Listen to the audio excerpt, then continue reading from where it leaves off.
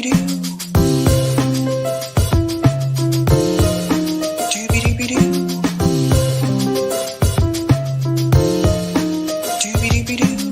your host, sabrinasalvati.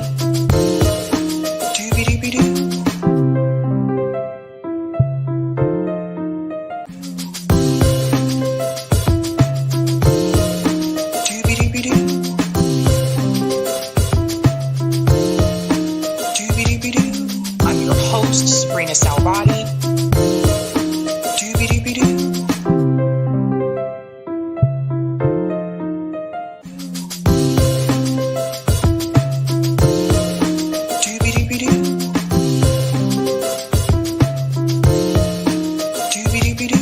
I'm your host, Sabrinasalvati. All right. Welcome back, ladies and gentlemen. Happy Tuesday and welcome to Sabs podcast. I'm your host, Sabrina Salvati.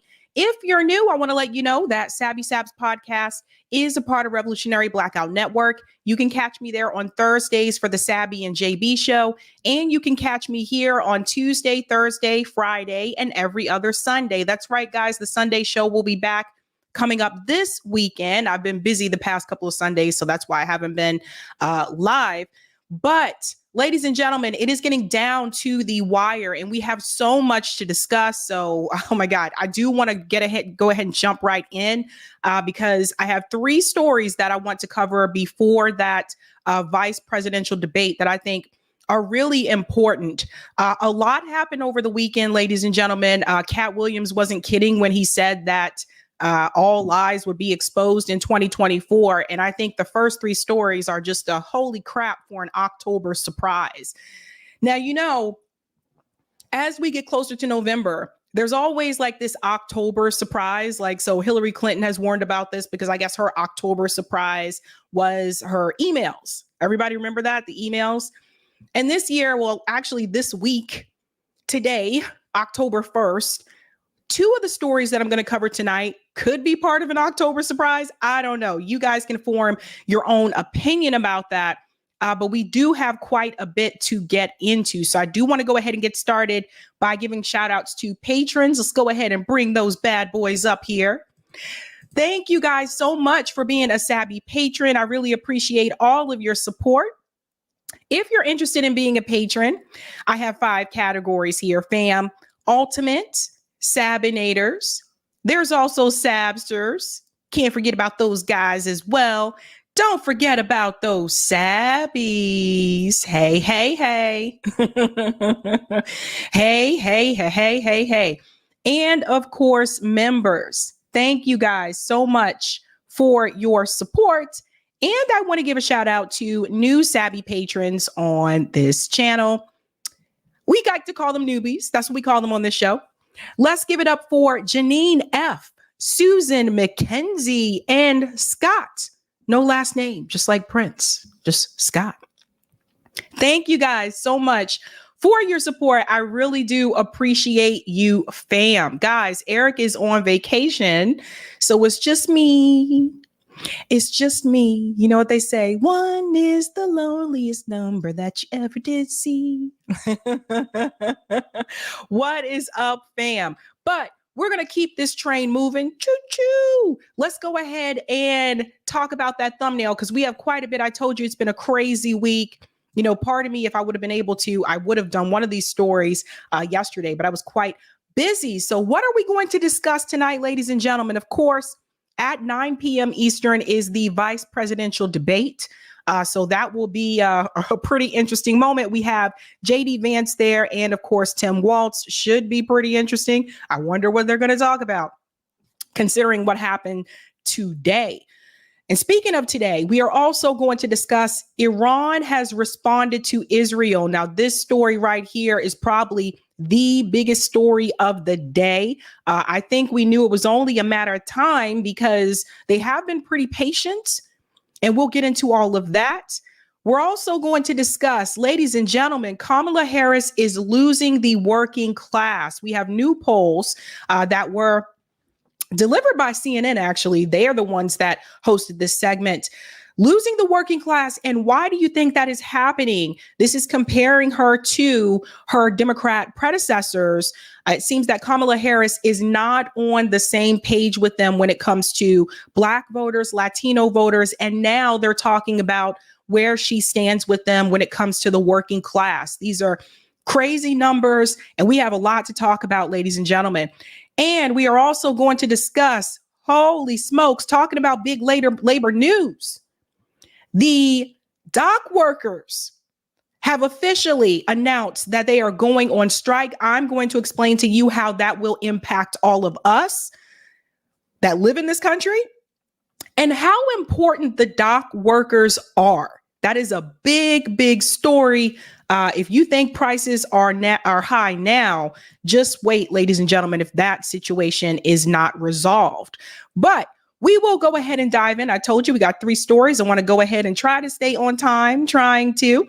If you haven't done so, smash that like button. Thank you. If you're new, don't forget to like, sub, and share. And let's go ahead and dive in, ladies and gentlemen. Probably one of the big stories of today. I told you guys a couple years ago, we hosted a general strike summit on RBN. And one of the conclusions that we came up with is that in order to have a general strike in this country that is going to be successful, you will have to disrupt the supply chain. This is why a lot of us were excited when the railroad workers wanted to go on strike, because we knew that could disrupt the supply chain. But the Biden administration jumped right in and ended that before it could be a thing. I also told you that there are different sectors of labor that could make that happen. One is the trucking industry. The other one was, of course, the railroad workers. And last but not least, the dock workers, the workers that work at the ports all up and down the coast of this country. Now, yesterday, it was announced that it was a possibility that they would go on strike. Let's go ahead and get started with that clip here from News Nation. Strike for union workers at major shipping ports along the East Coast. Thousands are set to hit the picket line this Tuesday. The International Longshoremen's Association ordering a strike after talks demanding fairer wages hit a standstill. News Nation's Caitlin Becker joins us live from Port Elizabeth, New Jersey. Caitlin, what are we learning here? Major developments since the last time we spoke. Yeah, truly, Jesse. I was not expecting to hear this today. We're 36 hours before the deadline, and the ILA sent out a communication announcing that they're absolutely going to strike. They're going to walk off the job when their current contract expires. Now, it's a 6-year contract. Each of these contracts are 6 years, and the expiration date is midnight on Monday. So 12:01 Tuesday, these workers are going to walk off the job. There's going to be a full-on work stoppage up and down the East Coast and parts of the Gulf. Now, the ILA has not released any details specifically about exactly where these picket lines are going to be. They said that's going to come likely sometime tomorrow. However, they did note what the major issue was, and it really came down, Jesse, to wage stagnation. They said that the U.S. Maritime Alliance, that is who they're in talks with, or were in talks with, just wouldn't come to an agreement about what they called wage subjugation that they said had been happening for years. Now, it's part of this strike is due to wage stagnation, but it's not the only reason. Another big concern, which you will see expressed in just a second, is automation. Automation, ladies and gentlemen. Now, I seem to remember in 2020 on the debate stage, Andrew Yang seemed to be the only candidate that was running through the Democratic Party that was focused heavily on automation. And he did try to warn people that this was going to be a problem. And here we are. Now, I want you to pay attention here to the locations. We're talking about all up and down the East Coast and, of course, the Gulf Coast. Boston, New York, New Jersey, Newark, Philadelphia, Baltimore, Wilmington, North Carolina, Savannah, Georgia, Charleston, South Carolina, Jacksonville, Florida, Miami and Tampa, Florida, Mobile, Alabama, New Orleans, and Houston. So we are talking about thousands of workers going on strike. To tell you that from the USMX perspectives, they have said time and again that they were offering industry-leading wages more than the 32%, which was the last hike that their West Coast counterparts got for their contract last year. But the ILA wanted a 77% wage hike, and they just couldn't come to an agreement. Now, these two groups haven't been at the negotiating table for months. These talks stalled back in June. So this is something, kind of an eventuality that we were all expecting. And the ILA president has said in the past that they've been planning for this for a year. So the impacts could be far ranging, though, Jesse. Can we talk about that? Because what we're referring to, just to make it clear for our audience, is essentially the entire East Coast. What is the impact on customers come Tuesday? Could be pretty large. Probably Tuesday itself, we won't feel it, but the ripple effect, according to retail experts, are things that we could certainly feel. And you said pretty much the entire East Coast, and I actually want to read you the list of the 14 ports that are going to be impacted. They're, of course, the port of New York and New Jersey, which is where I'm at right now, as well as the ports of Boston, Philadelphia, Baltimore, Norfolk, Wilmington, Charleston, Savannah, Jacksonville, Miami, Tampa, Mobile, New Orleans, and Houston. That's a massive, massive number of huge cities. And every single good you can think of flows in and out of these ports. So so every single good that you can think of, I'm talking about all of the products most of the products that you see at Walmart or Target, the grocery store, for goodness sakes, ladies and gentlemen. And how will this impact us? So think about that. For example, if there is a shortage of supply, obviously that means that prices will increase if this strike continues. Now, let's hopefully, they're able to get what they want. But I do want to show you some of the impacts that could happen, the possibility that this port strike could send us into a possible recession. Let's get into that. Last night at midnight, 45,000 U.S. dockworkers walked off the job, launching a strike that has shut down 36 ports along the East Coast and the Gulf of Mexico, threatening to disrupt the nation's supply chain. Joining us right now to provide some data into just how much disruption we're facing is Alan Murphy. He's the CEO and founder of Sea Intelligence. And Alan, we've heard a lot of different numbers. By your estimates, how much does this cost the nation a day? It's incredibly hard to estimate. Various estimates from different economists puts it somewhere between $3 and $5 billion per day. But it's both what does it mean in delayed shipment, what does it mean to higher freight rates. It's all a very volatile game, but certainly it's going to be very, very costly, several $1 billion per day of strike. And that's the fundamental challenge here. We don't know how long a potential strike or how long the strike will potentially last. Well, let's walk through some of the potential timelines on this. What happens if this lasts the first week or two? What are the ramifications we can expect to see? Well, it will certainly be a challenge especially for importers, especially if you have perishable goods moving in refrigerated containers. If they start to fail or they lose power. If you've got bananas, they're supposed to ripen over a certain time. If they spend another week, they start to spoil. Within a week, it's going to be costly and it's going to impact those importers that are waiting for the boxes. But it's a manageable crisis. If it lasts 2 weeks, then it starts getting to be a big challenge because we'll start to see vessels missing that are now stuck in ports outside of the U.S. ports. They won't make their journey back to Asia and to the other origin regions, which will push up freight rates. So 2 to 3 weeks, it starts to get a really big problem, and we will see cost of shipping globally, not just to the U.S. East Coast, but globally start to push up.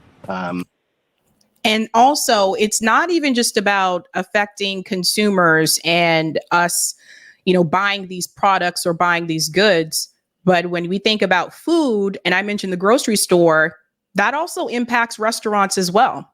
Restaurants also depend on some of those goods he was talking about, like bananas, right? Like what restaurant doesn't use bananas for something, whether it's a mixed drink or some type of concoction behind the bar, whether it's a dessert.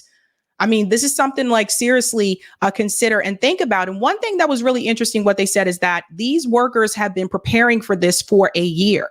So that means that the CEO, they have had over a year to meet their demands. So it's not like this came out of the blue, just came out of nowhere. They knew that this was a possibility. They knew that this was coming. Now, I want you to hear from the ILA president, Harold Daggett, because he really had some things to say to reporters. This reporter that you're going to hear from here from Fox News seriously tries to blame him for impacting the economy or the possible impact of the economy. You guys have got to hear this. This is hilarious. Over the weekend, the past Secretary of Labor Julie Su has been terrific. She's knocking down doors. She's trying to stop this. She's trying to get us to a media where we can have a fair negotiations. It's the companies that don't want to. They don't want to sit here and be fair. So that's why we're out here fighting for our livelihood. What more from the automation do you want? What more protections could there be? What more? Yeah, they have language in there now. Not strong enough, because what happens is... Do you hear what she just said? What more protections could there be? What more could you want? How dare you ask for something else? Typical response, right? Blame the worker. And I've said this before. Blaming the worker is a bad idea. That's not going to make them change their mind and say, okay, we're not going to do this strike anymore. Bad idea. They should be pointing their fingers at the higher ups. They should be pointing their fingers at the bosses, the CEOs, the people who are not wanting to pay these people a living wage. These are the same people that during the pandemic, I want to remind everyone, they were considered essential workers because supplies have to move. Products have to move. So they still had to work. And willing to bet they were working overtime to get those goods to us. So it wasn't just them, right? It was the railroad workers. It was the John Deere workers. It's the school teachers. It's the nurses. Like, people are not paid a living wage. And now you're going to hear a little bit about the automation issue. As they come in with new technology, we just caught them in Mobile, Alabama, called AutoGate. Right. And that means the trucks are coming in and they're already checked in somewhere else and not using the checkers in the ILA. Circumventing the contract. They don't care. They don't care. It's not fair. And if we don't put our foot down now, they would like to run over us, and we're not going to allow that. You are going to grind the economy to a halt here on the East Coast and the Gulf Coast. No, not us. You hear that? It's your fault. You're going to grind the economy to a halt. You're going to grind the economy to a halt. It's all your fault. So one of the problems he mentioned there was automation. So it appears there is now technology, or at least there was at least a year ago, because they've been planning this for a year. There's technology that has been implemented with their job, and they feel that this is going to impact their employment. This is going to impact their work, and they don't want it. Now, I want to remind you again, what did Andrew Yang tell you in 2020 about automation and about jobs and about AI? They've been warning us about this for quite some time. So the last thing you should do, whether you agree with their strike demands or not, the last thing that we should do is point fingers at the worker. Hey, don't spin it now because you're Fox News. They're going to drive it. But are you worried? Are you worried that this strike... They have the capital to settle this thing. Are you worried that this strike is going to hurt the everyday American, the farmers that need to reach the export market? They're telling me that they're going to hurt all of this. Now you start to realize who the longshoremen are, right? Nobody cares. People never gave a about us until now, when they finally realized that the chain is being broke now. Cars won't come in. Food won't come in. Clothing won't come in. You know how many people depend on our jobs? Half the world. And it's time for them and time for Washington to put so much pressure on them to take care of us, because we took care of them, and we're here 135 years and brought them where they are today, and they don't want to share. Yeah, I guess he told them. He said they don't want to share. Now, to be fair, because I want to be honest with you, the president of that organization does make quite a bit of money. So it's not so much that he's fighting for himself. He's fighting for the other workers. I think last time I checked, he's making at least $700,000 a year total compensation package. So that includes the benefits as well. But the other people are not making that. So keep that in mind, not making that. Now, I want you to listen to this guy here. He posted this video on TikTok. He's talking about what would happen over a course of time if this strike does continue. So I want you to hear how this will impact all of us. Check this out. What happens if our seaports go on strike? The strike is set for October 1st, so you better share this with everyone. Because if our ports close, everything we depend on closes with it. Let's talk about what would happen within the month of October. On day one, international fuel shipments are the first to feel the impact. Crude oil tankers stuck offshore means no new fuel entering refineries. By the end of the day, concerns spread across industries as gas stations, trucking companies, and airlines brace for immediate shortages. Everything from fuel to imported goods is at risk, but fuel becomes the most critical loss. By day 3, gas stations are starting to run dry and rationing begins. Prices surge as demand skyrockets. Without fuel, trucks can't deliver goods, and the first shortages show up in grocery stores. Okay. Did everybody hear that part? So we're talking about gas prices increasing again. We've already gone through that. And also now he's getting to the food shortages in grocery stores. So what did I say? When there is a shortage, the prices will increase. So we're talking about as much as the Biden administration is, bragging about the cost of it, like inflation going down, they still tell you that the grocery store prices are high.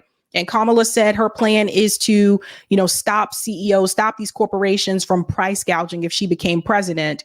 But now we're looking at another situation where if the grocery store prices are already high and you have this strike, if it continues, we don't know how long it's going to continue. But if it does continue for quite some time, then we're also talking about the prices increasing even more than where they are now. So this is why, I don't know, are we calling this the October surprise? Maybe this is the October surprise. But this is why it was very important that those prices were already reduced, because now we're looking at possible more increases. Fuel, trucks can't deliver goods, and the first shortages show up in grocery stores. Businesses relying on imported oil, like refineries, scramble to maintain operations with whatever reserves they have left. The ripple effect starts to hit home. No fuel means no transportation. And without transportation, the flow of goods stop. Day 7, The energy crisis takes hold. Within the first week, the impact of fuel shortage deepens. Trucks, trains, and ships that move essential supplies across the country slow to a halt. Agriculture and manufacturing are crippled, unable to operate without fuel for machinery and transportation. Airlines begin canceling flights and public transportation services are cut. Gas prices hit all-time highs as panic buying intensifies. By week 2, the power grid struggles and collapse looms. Power plants that rely on imported fuel start to struggle and blackouts spread as they ration what's left. People begin hoarding fuel and chaos erupts at the pumps. The stock market plummets as industries reliant on global supply chains begin to crumble. The economy falters and unemployment skyrockets as factories close and businesses shutter. Now, I already told you last week that Black unemployment alone has already surged for 2024 compared to any other demographic group. So just imagine what will happen again. We're just now going, he said week 2. So this is just now what would happen week 2. We just started week 1. So they don't have to be on strike that long for this to be, painful to a lot of us. By week 4, total breakdown of society. By the end of the month, the energy crisis and fuel shortages bring society to its knees. Cities erupt into fuel riots and law enforcement is overwhelmed. With no fuel, food distribution collapses and starvation becomes a real threat. Communities are left to fend for themselves as fuel reserves dry up completely, leaving transportation, emergency services, and the economy in ruins. Without ports, crude oil can't get in. Without crude oil, fuel can't be made. Without fuel, everything grinds to a halt. When the fuel stops, America stops. And just so we're clear, this could all happen within the month of October. AP out. So is this the October surprise, ladies and gentlemen? But that is very real what he was telling you there. And this is why I said before that one of the ways to move towards a general strike is to either have the dock workers go on strike, the truckers go on strike, and of course, the railroad workers go on strike because they are a part of the supply chain. Without them, our supplies do not move. That is just a very real reality. Now, peep this, fam. The Chamber of Commerce is already asking Joe Biden to intervene because they already know what's going to happen. So it says here, the Chamber of Commerce calls on Biden to stop dock workers' strike, citing inflation fears. Labor stoppage could raise cost of electronics, cars, and plastic products, economist says. So they're already giving the heads up to Biden. So you know how he intervened with the railroad workers trying to go on strike. It says here that they wrote a letter to Biden on Monday urging him to invoke a federal labor law that could delay the potential strike at East Coast and Gulf ports for as many as 80 days while workers in shipping containers continue to negotiate. Americans experienced the pain of delays and shortages of goods during the pandemic era supply chain backlogs in 2021. It would be unconscionable to allow a contract dispute to inflict such a shock to our economy. So again, that tells me this is your general strike. Now, imagine if those port workers also had another set of demands. Imagine if some of their demands are things that all of us kind of need, like healthcare. What if they had that as part of their demands? Oh, yeah, we'll get back to work when you give everybody healthcare in this country. We'll do that. We'll get back to work when you stop giving weapons to Israel and Ukraine. We'll do that. See, these are the things that we got to think bigger, right? Now, obviously, when employees go on strike, it's because of the needs that they're demanding at their job, at their employer. But I'm trying to teach us how to think bigger. Now, do I think they're going to do this? Probably not.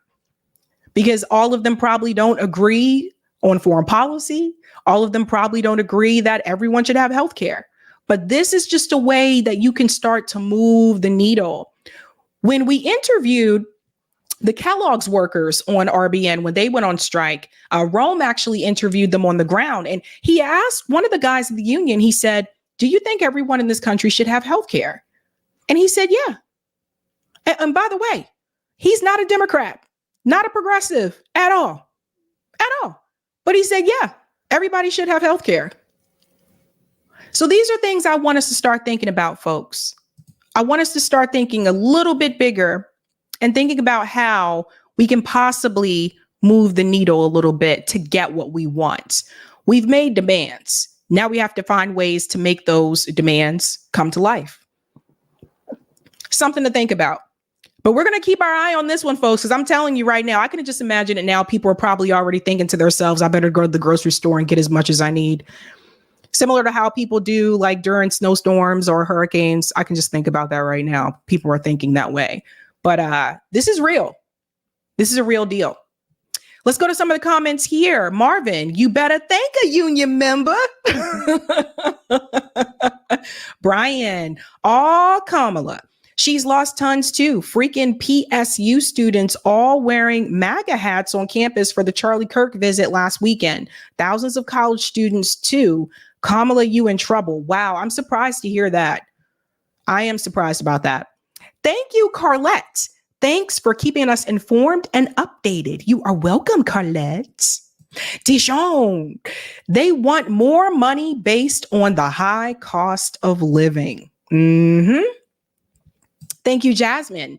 I hope more workers fight back against automation. It's nothing but a hustle to keep from paying the workers. AI is nothing special. Shazmatica, how are things in North Carolina? Helen was horrific. So I did talk to some of my friends that still live in North Carolina. One of them in particular is in Asheville, North Carolina. She cannot leave Asheville and you cannot get to her in Asheville because of the roads. She was able to share one message. She drove up to one spot that did have cell service, and she left a message just to let everybody know that she's okay, but like they don't have power. They don't have cell service like in her town. And so that would be the only message that she was leaving, but she said that they're fine. I mean, for me, like for those of us that have lived in the Carolinas, like we're used to hurricanes. This one was a big one, but it's not the worst one. I've gone through ones that have been worse. So the damage that has happened because of the hurricane, it's not surprising to me. I think some people, if you don't live there, you might be surprised. But for people like me, it's just, we used to have hurricane parties. We used to have hurricane parties when there was a Category 4 hurricane. So just think about that. Beyond Ebony, Baltimore stands with our longshoremen. What up? What up? Shout out to Carlette for gifting one Sabby membership. Miss Kiwi, I already voted, guys, for Jill Stein and Rudolph Butchware 2024. Please join me and vote early to avoid the lines on November 5th. Way to go, Miss Kiwi. Miss Kiwi said, marching into the poll booth, voting third party like, hey. Hey. Kat says, how is this going to impact the Hurricane Helen recovery efforts? It's going to be tough. It's going to be tough because, again, like they move the supplies. So shout out and thank you again, Carlette, for another Sabby membership. Shout out to Velma Thomas for being a member for 3 months. Give Velma a big whoop whoop. And thank you, V Papow. Quick, grab Cry and Kyle to tell us Biden loves unions. Oh, you mean Crystal? I was like, who's Cry? Oh boy. I know. Like if you are a Democrat stan, I'm pretty sure the Democratic Party has been pissing you off this entire administration, right? Okay. Let's go to our next story, ladies and gentlemen. Well, something else crazy happened today, but I think we have been warning about this for quite some time. So let's go back and bring ourselves forward because I wasn't live over the weekend. Over the weekend, Israel killed Hezbollah leader Hassan Nasrallah. Now, from what I understand, he is a pretty big deal in Lebanon. Some people have compared him to Malcolm X. The assassination of Nasrallah has really brought things to an ultimate level of escalation. And I told you that Israel has continued to escalate this war, and the U.S. has supported that escalation.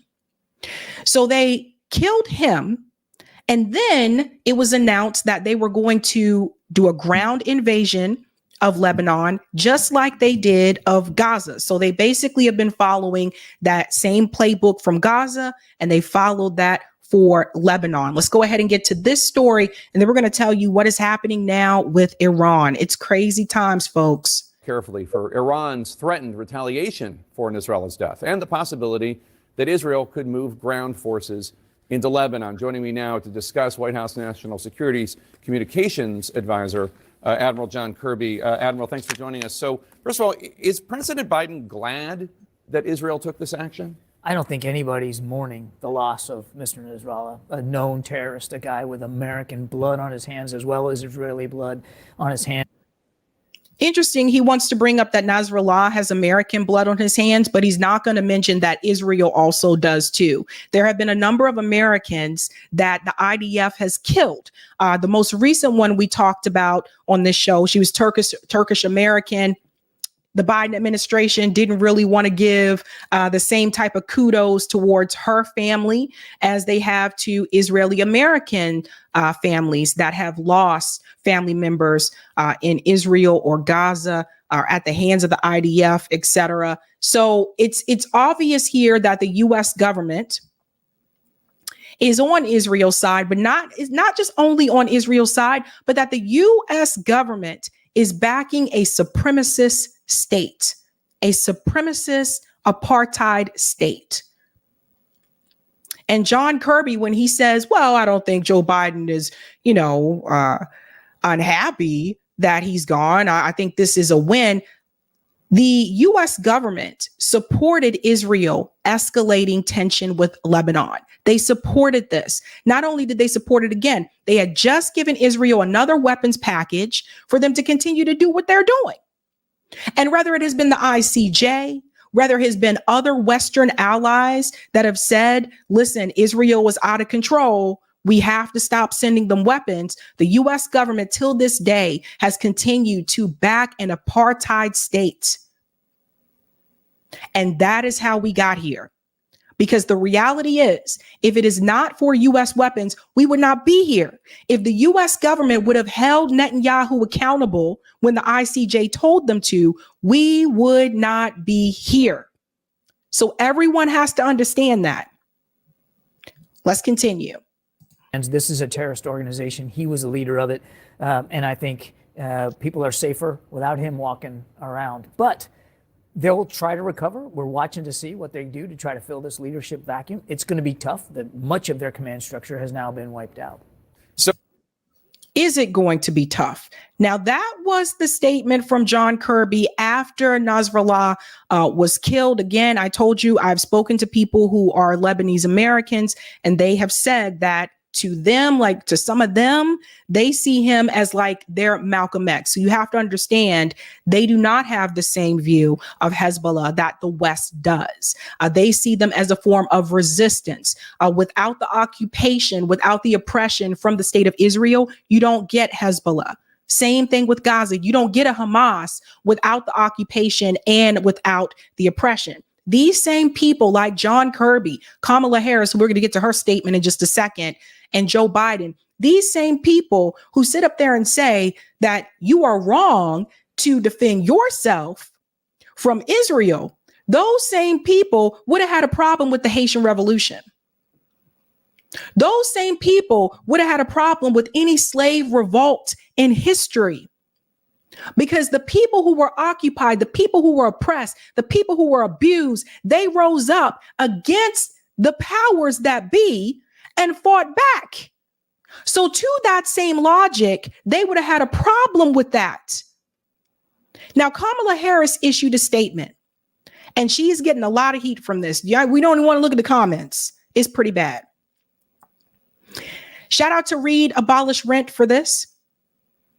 New statement from Kamala Harris includes unwavering commitment to the security of Israel.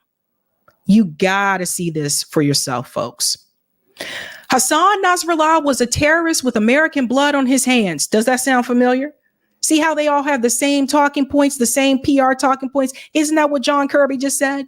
These people don't think for themselves. They have a team of people who write up something and they repeat the same thing. Across decades, his leadership of Hezbollah destabilized the Middle East and led to the killing of countless innocent people in Lebanon, Israel, Syria, and around the world. Today, Hezbollah's victims have a measure of justice. Now, here's what I can say here. Didn't Israel do this? Didn't Israel kill innocent people in Lebanon and Syria? Let's add Gaza to that list as well, and also add the West Bank. But you would never see Kamala Harris or most of the politicians in DC, by the way, issue this same type of statement about Israel because they're all paid for. They're all bought by the Israeli lobby. Here's the crazier part. I have unwavering commitment to the security of Israel. I will always support Israel's right to defend itself against Iran and Iran-backed terrorist groups such as Hezbollah, Hamas, and the Houthis. So for the people who are Democrats who supported Palestinians fighting back against Israel and the apartheid and the occupation and the oppression, who continued to tell me over and over again, give Kamala a chance. We can push her left. These are the same people that told you that you could push Joe Biden left. Kamala Harris has moved to the right on certain policies, even to the right of George W. Bush, which I'm going to show you in just a second. That's how horrible the Democratic Party has become. They lost the working class. They're losing black voters. Also, they can align themselves with Goldman Sachs, Wall Street, and the military-industrial complex. She goes on to say, President Biden and I do not see the conflict in the Middle East escalate into a broader regional war. They don't want to see it escalate into a broader regional war. But she just told you she supports Israel's right to defend itself. And they are giving Israel the weapons. And Israel has been the aggressor. Israel attacked Lebanon first. Israel imprisoned Palestinians first. Israel kicks Palestinian people out of their homes and steals their homes and their lands. They have always been the aggressor, ladies and gentlemen. We have been working on a diplomatic solution along with Israel-Lebanon border so that people can safely return home on both sides of that border. Diplomacy remains the best path forward to protect civilians and achieve lasting stability in the region. That is the statement from Kamala Harris. stop telling me that you can move her left on this issue. I'm tired of it, especially when you compare her to what George Bush did. Now, listen to this. In 2002, George Bush strongly condemned Israel for killing Hamas top militant because 14 civilians were killed in the same strike. Israel didn't dare call those victims human shields. Compare this to Biden and Harris reveling in Israel's slaughter of 300 civilians to get Nasrallah. Don't believe me? Here it is here.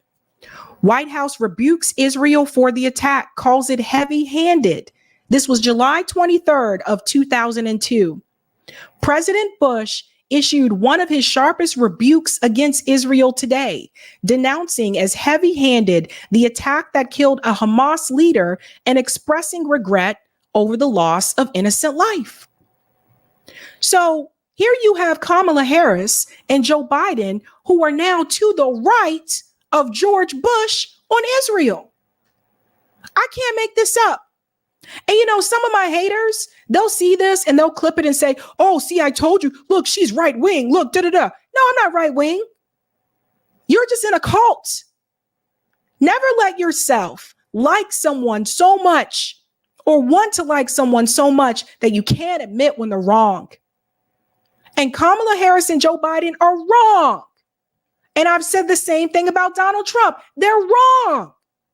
The majority of the politicians who are taking money from AIPAC and from J Street, from the Israeli lobby, to defend Israel at all costs, to defend the genocide, to give us these little pep talks about we're pushing for a ceasefire. These people are liars. They've been playing you since day one. And I told you, Israel's plan was always to capture the entire region. Netanyahu said it in front of the UN when he held up those two pictures and he said the curse and the blessing. He wants them gone because he wants the land, and they want the land so they can build the land bridge from Europe going through the Middle East to Asia. That's what they want. This is what they wanted. And I don't know how many times Israel, the IDF, Netanyahu can say this so blatantly to people for everyone to get it. So I don't care if you like bathtub greens. I don't care if you like this woman. Whether you like her or not, when she is wrong, you need to say that she is wrong. So she's to the right of George Bush on Israel and Ronald Reagan. When Ronald Reagan said, this is too much with Israel, he told Israel to stop it, and it was done. Israel was bombing Lebanon then. This is not new.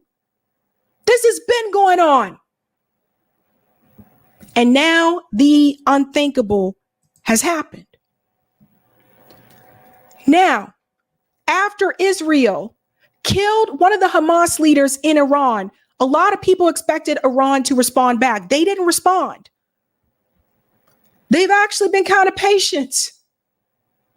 But now, after they have killed Hezbollah leader Nasrallah, now Iran has decided to hit back. The warning came out earlier that they believed that Iran was preparing to attack. Listen to this. This is CNN Breaking News.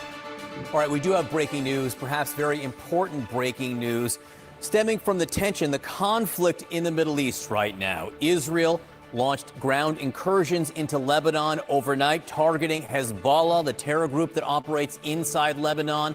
We are getting a sense this morning that Hezbollah, which is a client of Iran, may be about to get assistance from Iran itself. I believe CNN's Arlette Saenz is ready at the White House for us. Arlette, the White House has new concerns about what Iran may be about to do. What are you learning? Yes, John, a senior White House official is telling us that the U.S. believes that Iran may imminently launch a ballistic missile against Israel. I want to read you a quote that we have from a senior White House official who says the United States has indications that Iran is preparing to imminently launch a ballistic missile attack against Israel. We are actively supporting defensive preparations to defend Israel against this attack. A direct military attack from Iran against Israel will carry severe consequences for Iran. Now, this comes as U.S. officials had some concern that Iran might try to launch some type of a retaliatory attack against Israel in the wake of Israel's killing of Hezbollah leader Hassan Nasrallah. And they have. And they have.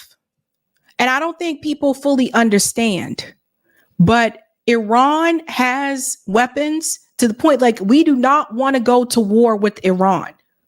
So Iran did respond, since nobody else wants to hold Israel accountable.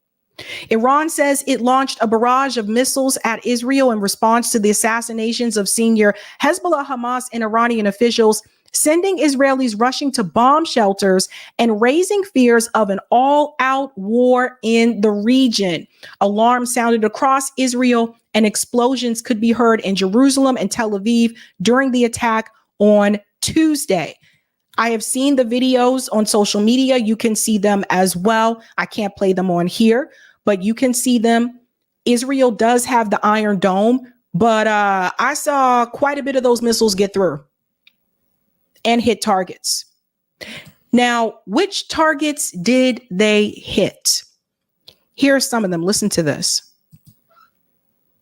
The U.S. intel view that among the targets were Israeli airfields, but also, and this is crucial, the headquarters of Mossad, the International Intelligence Service of Israel, which is inside Tel Aviv. It's in the northern part of Tel Aviv, but it's in the city. It's in a densely populated area. In the northern part of Tel Aviv, they hit Mossad. Now, he goes on to say, I can't play that here because it shows a strike, but he went on to say after that, that it was in a densely, populated area and there are civilians there. But to that same logic, right, that would mean that Netanyahu and the IDF are using the Israeli civilians as human shields. No? Isn't that what they say about Hamas? Isn't that what they say about Hezbollah? They're hiding behind the people. Now, they have bomb shelters. I've seen the videos as well. They've gone to bomb shelters in Israel. There are no bomb shelters in Gaza. They don't have them. The Palestinian people have no bomb shelters that they can run to and hide from. They're stuck. When Israel launched the ground invasion, right before that, they sent out a notice that you need to evacuate. I believe it was like 26 towns asking them to evacuate. But then people in Lebanon were saying, once they were told to evacuate in certain exit ports, that those areas were blocked off. Does that sound familiar? If it does, it's because Israel did the same thing in Gaza. They announced it's time to go. You have to evacuate. Here are the areas you can go to leave. And then Palestinians got there and the areas were blocked off because they don't want them to leave. They want to kill them. So once again, that is deliberate attacks we have seen over and over when it comes to Israel. Now, there have been a number of times people have told me on this show that they don't care about foreign policy, that it doesn't affect them. They only care about what is happening right here. Well, let me show you how it's going to affect you. This was already reported immediately. S&P 500 falls. Look at this. Everyone pay attention because this will impact you. The Dow Jones Industrial Average fell 173.18 points or 0.41%. Already. West Texas Intermediate crude oil spiked after the IDF said Iran was firing missiles at the country. Do you know what that means? That means if this continues, and Iran has officially declared war on Israel, by the way, if this continues, that means we're going to have another oil problem. Now let's put 2 and 2 together, folks. The dock workers just went on strike. Give it into 2 weeks, we're going to be looking at some serious problems. Shortages of supplies, but also fuel, which means you're not going to have gas for your car, or gas is going to be very expensive. Now you have another oil situation because of the war with Israel and Iran. This is how it will affect you. This is why I always say you have to connect foreign policy to domestic policy. What happens abroad does impact us here. We all saw this when the war started with Russia and Ukraine. And speaking of Russia and Ukraine, whose side do you think Russia is going to be on? Do you think Russia is going to be on our side?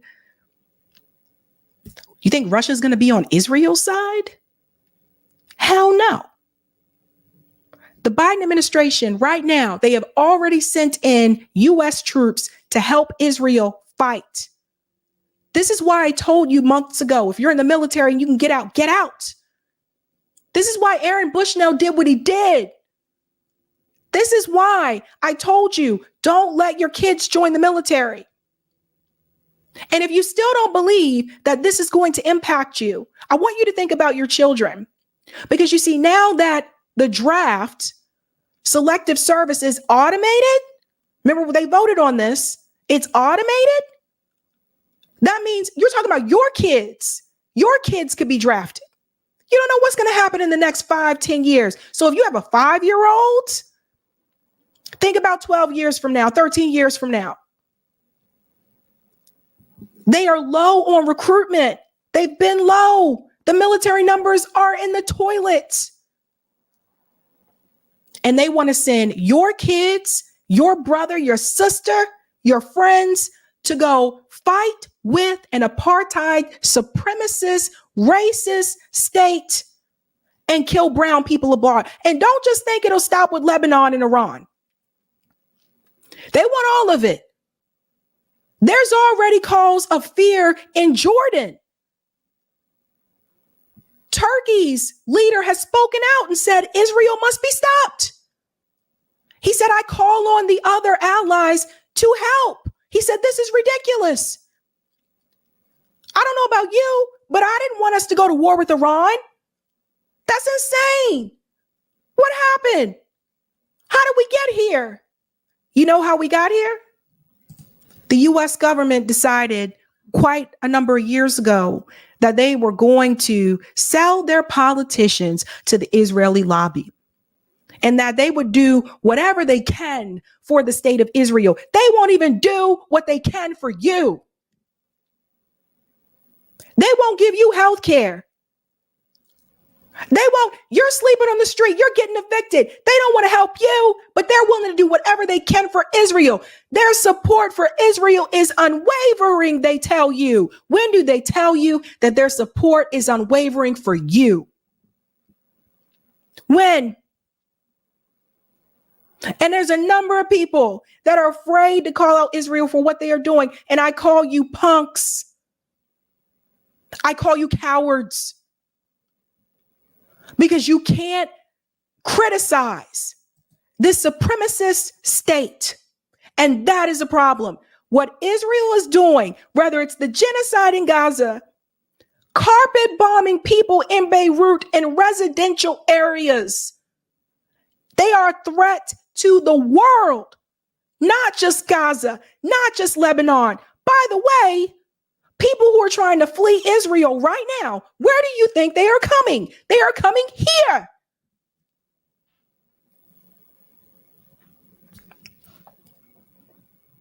This government sold its soul. And I'm thinking about the past couple of years in this country.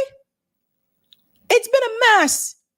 It's been a mess. I cannot imagine being a teenager going through the pandemic, not being able to have a graduation, not being able to see your friends, not being able to date anybody, going through that and the lockdowns Then you leave that. Then you come into Israel and Russia and Ukraine. Unemployment surges, evictions. The homelessness rate increases 25% under the Biden administration. I cannot imagine being 18, 19, a young adult at this time right now. I couldn't imagine because you haven't gotten a break. This is insane. What has happened to this country? What is happening under this administration? And people need to call it out. I don't give a damn if you're a Democrat or Republican or independent or whether you care about voting at all. The past 4 years have been hell, especially if you are a young adult. These kids have no future. None. But people are so, oh, you might get Trump. Oh, it could be worse. You could get them. What do you mean it could be worse? It's already worse. What are you talking about? How many more people does Israel have to kill? How many more civilians? How many more people in this country? They didn't even want to give you health care during a pandemic. Does everybody understand this? The so-called progressives didn't even want to give you health care, fight for you to give you health care during a pandemic. These people don't care about you. These people care about their pockets. They care about their careers. That's what they care about. And you have people want to get mad at us, those of us who want to vote third party. Get out of here. Stop it with the, you might get this person, you might get that person. It don't matter. You know why? It don't matter if you get Trump. It don't matter if you get Kamala, because Israel still wins and we still lose. There needs to be a serious movement in this country to get corporate money out of electoral politics. A serious movement. Ay, ay, ay. Let's go to some of the comments here. I got one more story for you before the debate. Shout out to H. Lukill for being a member for 10 months. Go, Jay and Sab. Thank you.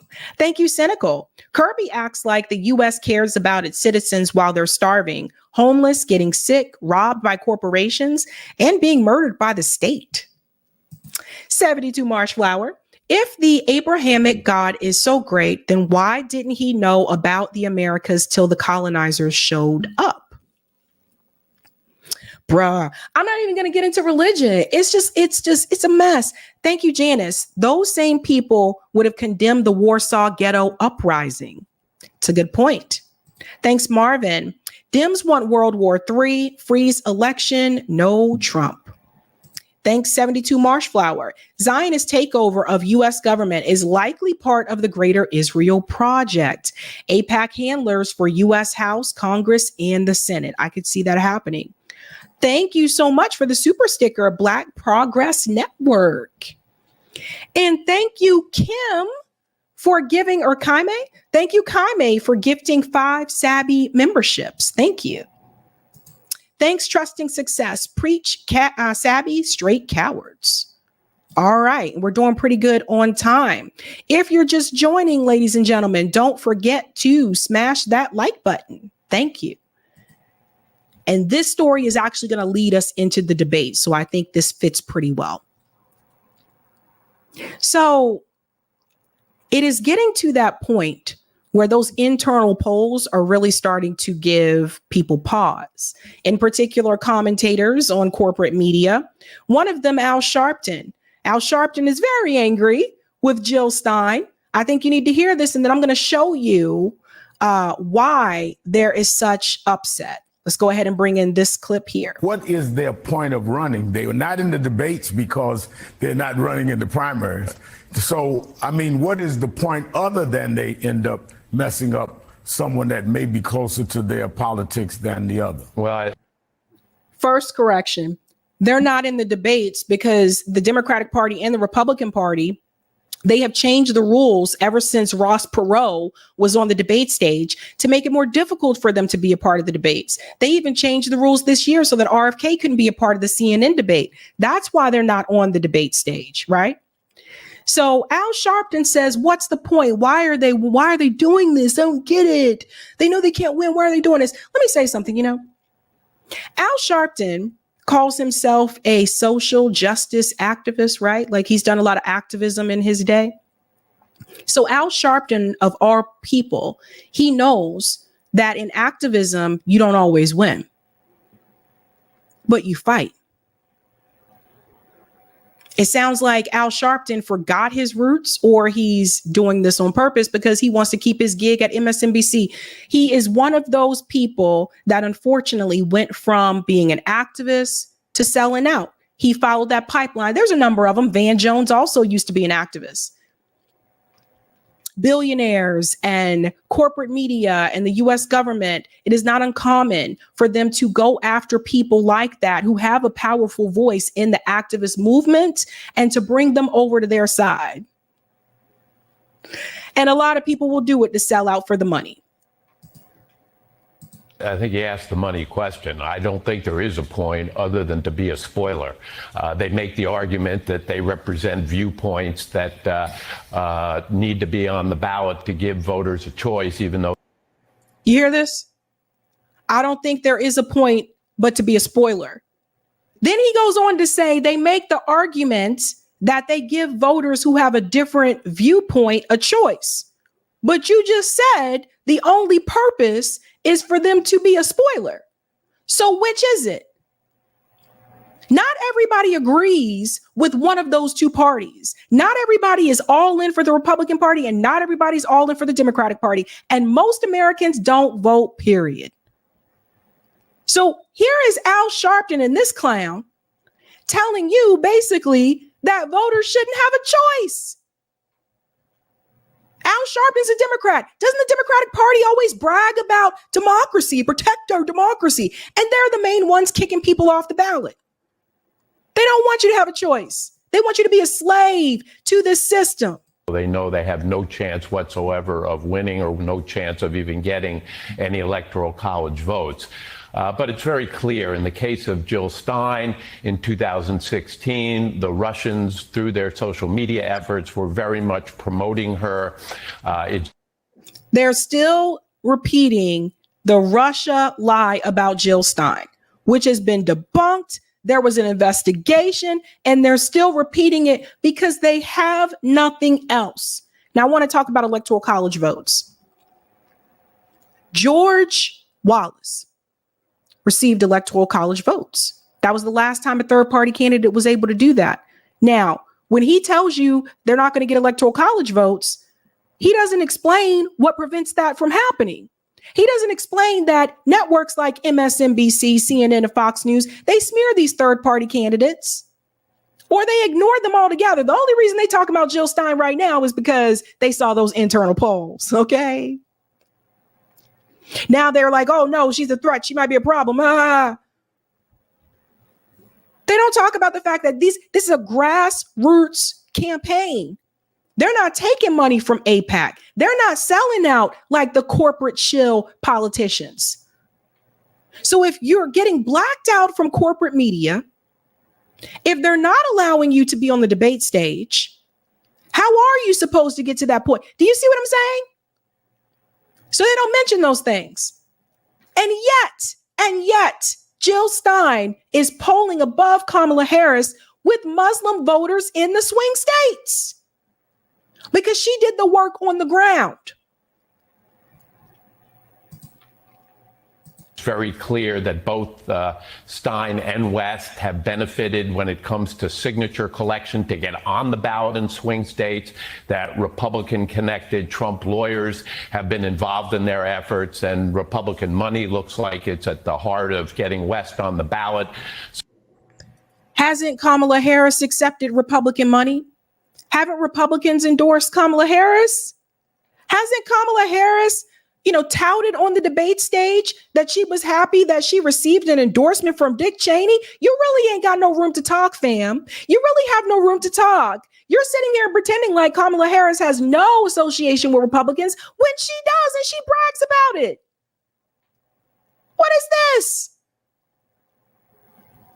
Ay. So these are spoiler efforts, and anybody who thinks about voting third party, whether they're voting because they don't think Harris is progressive enough, they don't like her position on Gaza, they think because of fracking she's not green enough, all they are doing is electing Donald Trump president. And anybody who knows, a neighbor, a friend, anybody who says, I don't like either candidate, I think I'm going to vote third party, let them know they are electing Donald Trump if they do that. Do you see what they're doing? You see what they're doing? The what? So instead of getting mad at the people who want to support Jill Stein, you should be holding Kamala Harris's feet to the fire. Because the reality is, if Kamala Harris were to agree to an arms embargo, she could have gotten the rest of the Muslim community back for support. Too late now, though. Too late now. And now she is losing the working class. Is this Jill Stein's fault too? I never. Check this out. The points that just jump off the screen should set off sirens. All right, this is union households. This is Democratic margin and presidential election. It ain't what it used to be. You know, you go back to 1992, Bill Clinton won that union vote by 30 points. Hillary Clinton only won it by 12 points back in 2016. That was the lowest mark for a Democrat since 1984, Mondale versus Reagan. But look at where Kamala Harris is today. She's only leading by 9 points. That would be the worst Democratic performance in a generation, 10 points off the... Pause. Everybody take a look at this picture, ladies and gentlemen. Let's go back just a little bit so you can see. Okay. Bill Clinton was able to receive plus 30 points with union households. So we're talking about union voters that are a part of a union. Bill Clinton plus 30 in 1992. Now, obviously that decreased when he ran for re-election because the Teamsters did not endorse him the second time around because of NAFTA, right? That was the last time the Teamsters decided not to endorse. And then fast forward to today where they're not endorsing either party. Hillary Clinton got plus 12. Joe Biden received plus 19. Kamala Harris is at plus 9 points with union households. So now, I'm sorry, is this Jill Stein's fault too? Because the reality is, I told you guys, Kamala Harris is underperforming as a Democrat candidate when you compare her to her predecessors. This is what I was trying to tell you with Black voters, Latino voters, Muslim voters, and now the working class. Is this Jill Stein's fault too? That would be the worst Democratic performance in a generation, 10 points off the mark of Joe Biden, who, of course, won 4 years ago, who was sort of that union guy, Union Joe, right? Won it by 19 points. She's 10 points off his mark, and the worst in a generation if this, in fact, holds, Sarah. It is interesting to note that the difference between this, and Biden still won. Still won. But those numbers are significantly down. All right, talk to me about manual labor, those folks who went to trade schools. Yeah, those folks who use their hands. I think a lot of people oftentimes conflate the union vote with those who use their hands. Mike Rowe, of course, has been arguing more people should go to trade schools, more people should get a vocational degree. Look at this margin. This, to me, oh boy, does this tell you about the state of our politics now versus back in the early 1990s. Margin among vocational and trade school grads in pre-election polling. Bill Clinton was leading that vote over George H.W. Bush by 7 points. Look at where Donald Trump is today over Kamala Harris, a 31-point advantage. When I think... Pause. Ladies and gentlemen, this is a problem for the Democratic Party.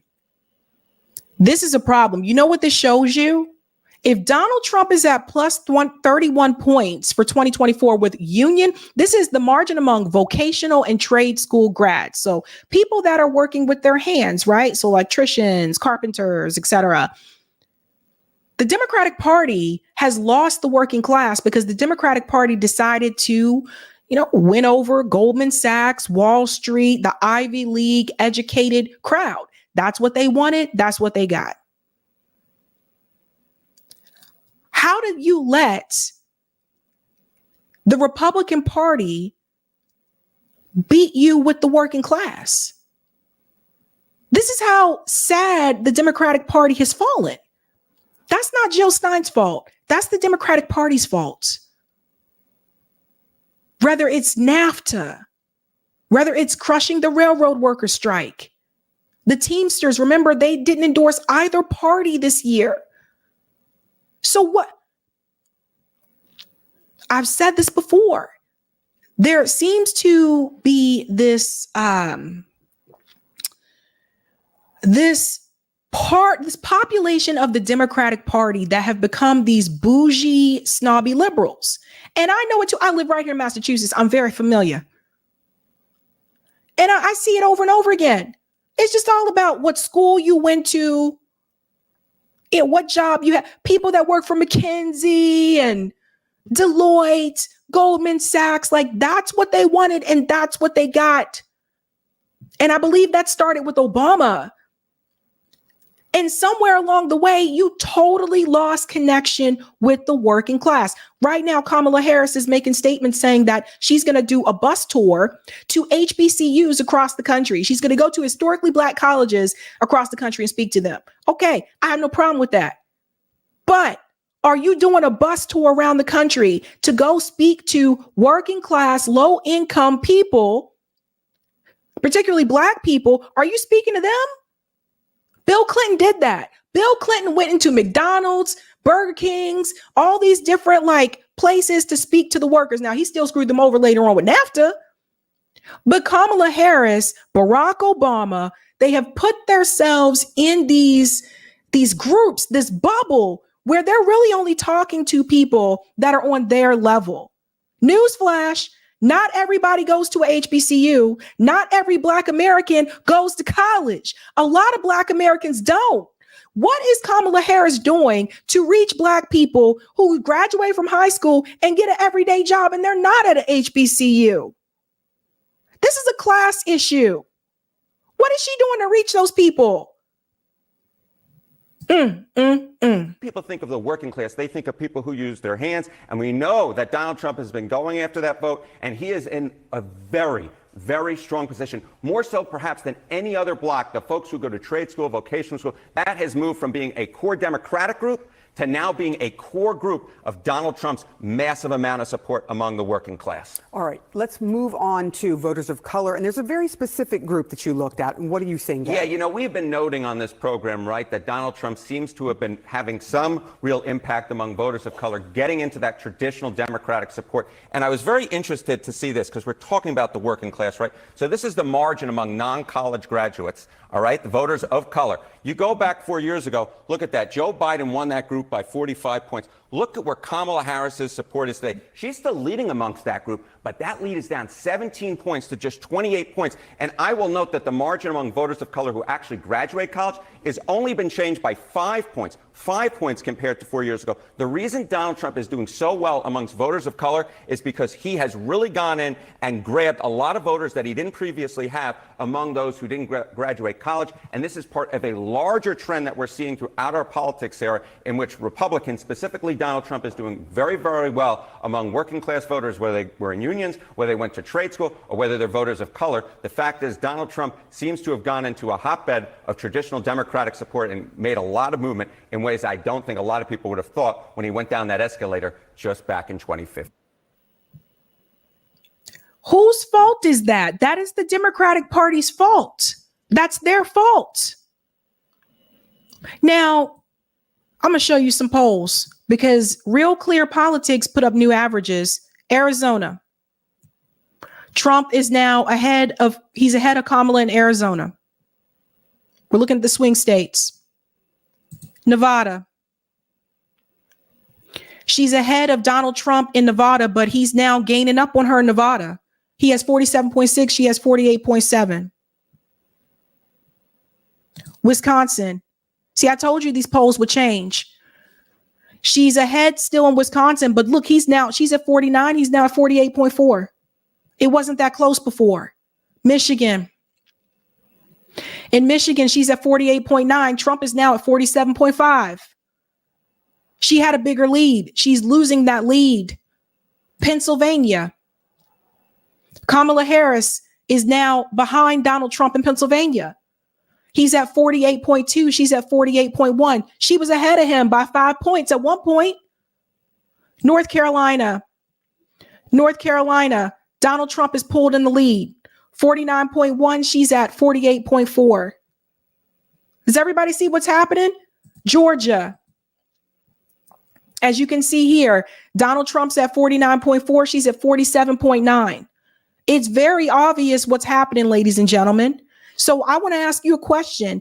If this race is as close as they are continuing to tell us that it is, how is that possible if Kamala Harris is not on par with her predecessors when it comes to Black voters, Muslim voters, now the union voters, Latino voters? That's 4 groups that I just gave you. She's behind her predecessors with those 4 groups. So if that is the case, how is Kamala Harris ahead nationally like they tell you that she is? And how is this race as close as they say it is? I'm going to tell you what I think. I don't believe this race is as close as they say it is. She's already lost the majority of the Muslim vote. I showed you the internal polls.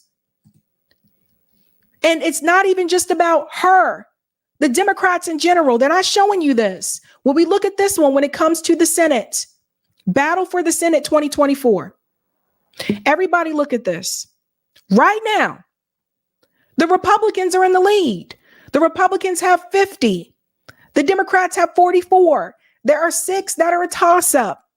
So if all of those 6 that are toss-ups are Democrats, let's say all the Democratic Party wins all 6 of the toss-ups. Let's just pretend that happens. Now we have a tie. We have 50-50. So if you have a tie in the Senate, once again, we're back in the same situation we were before at the beginning of Biden's administration, which means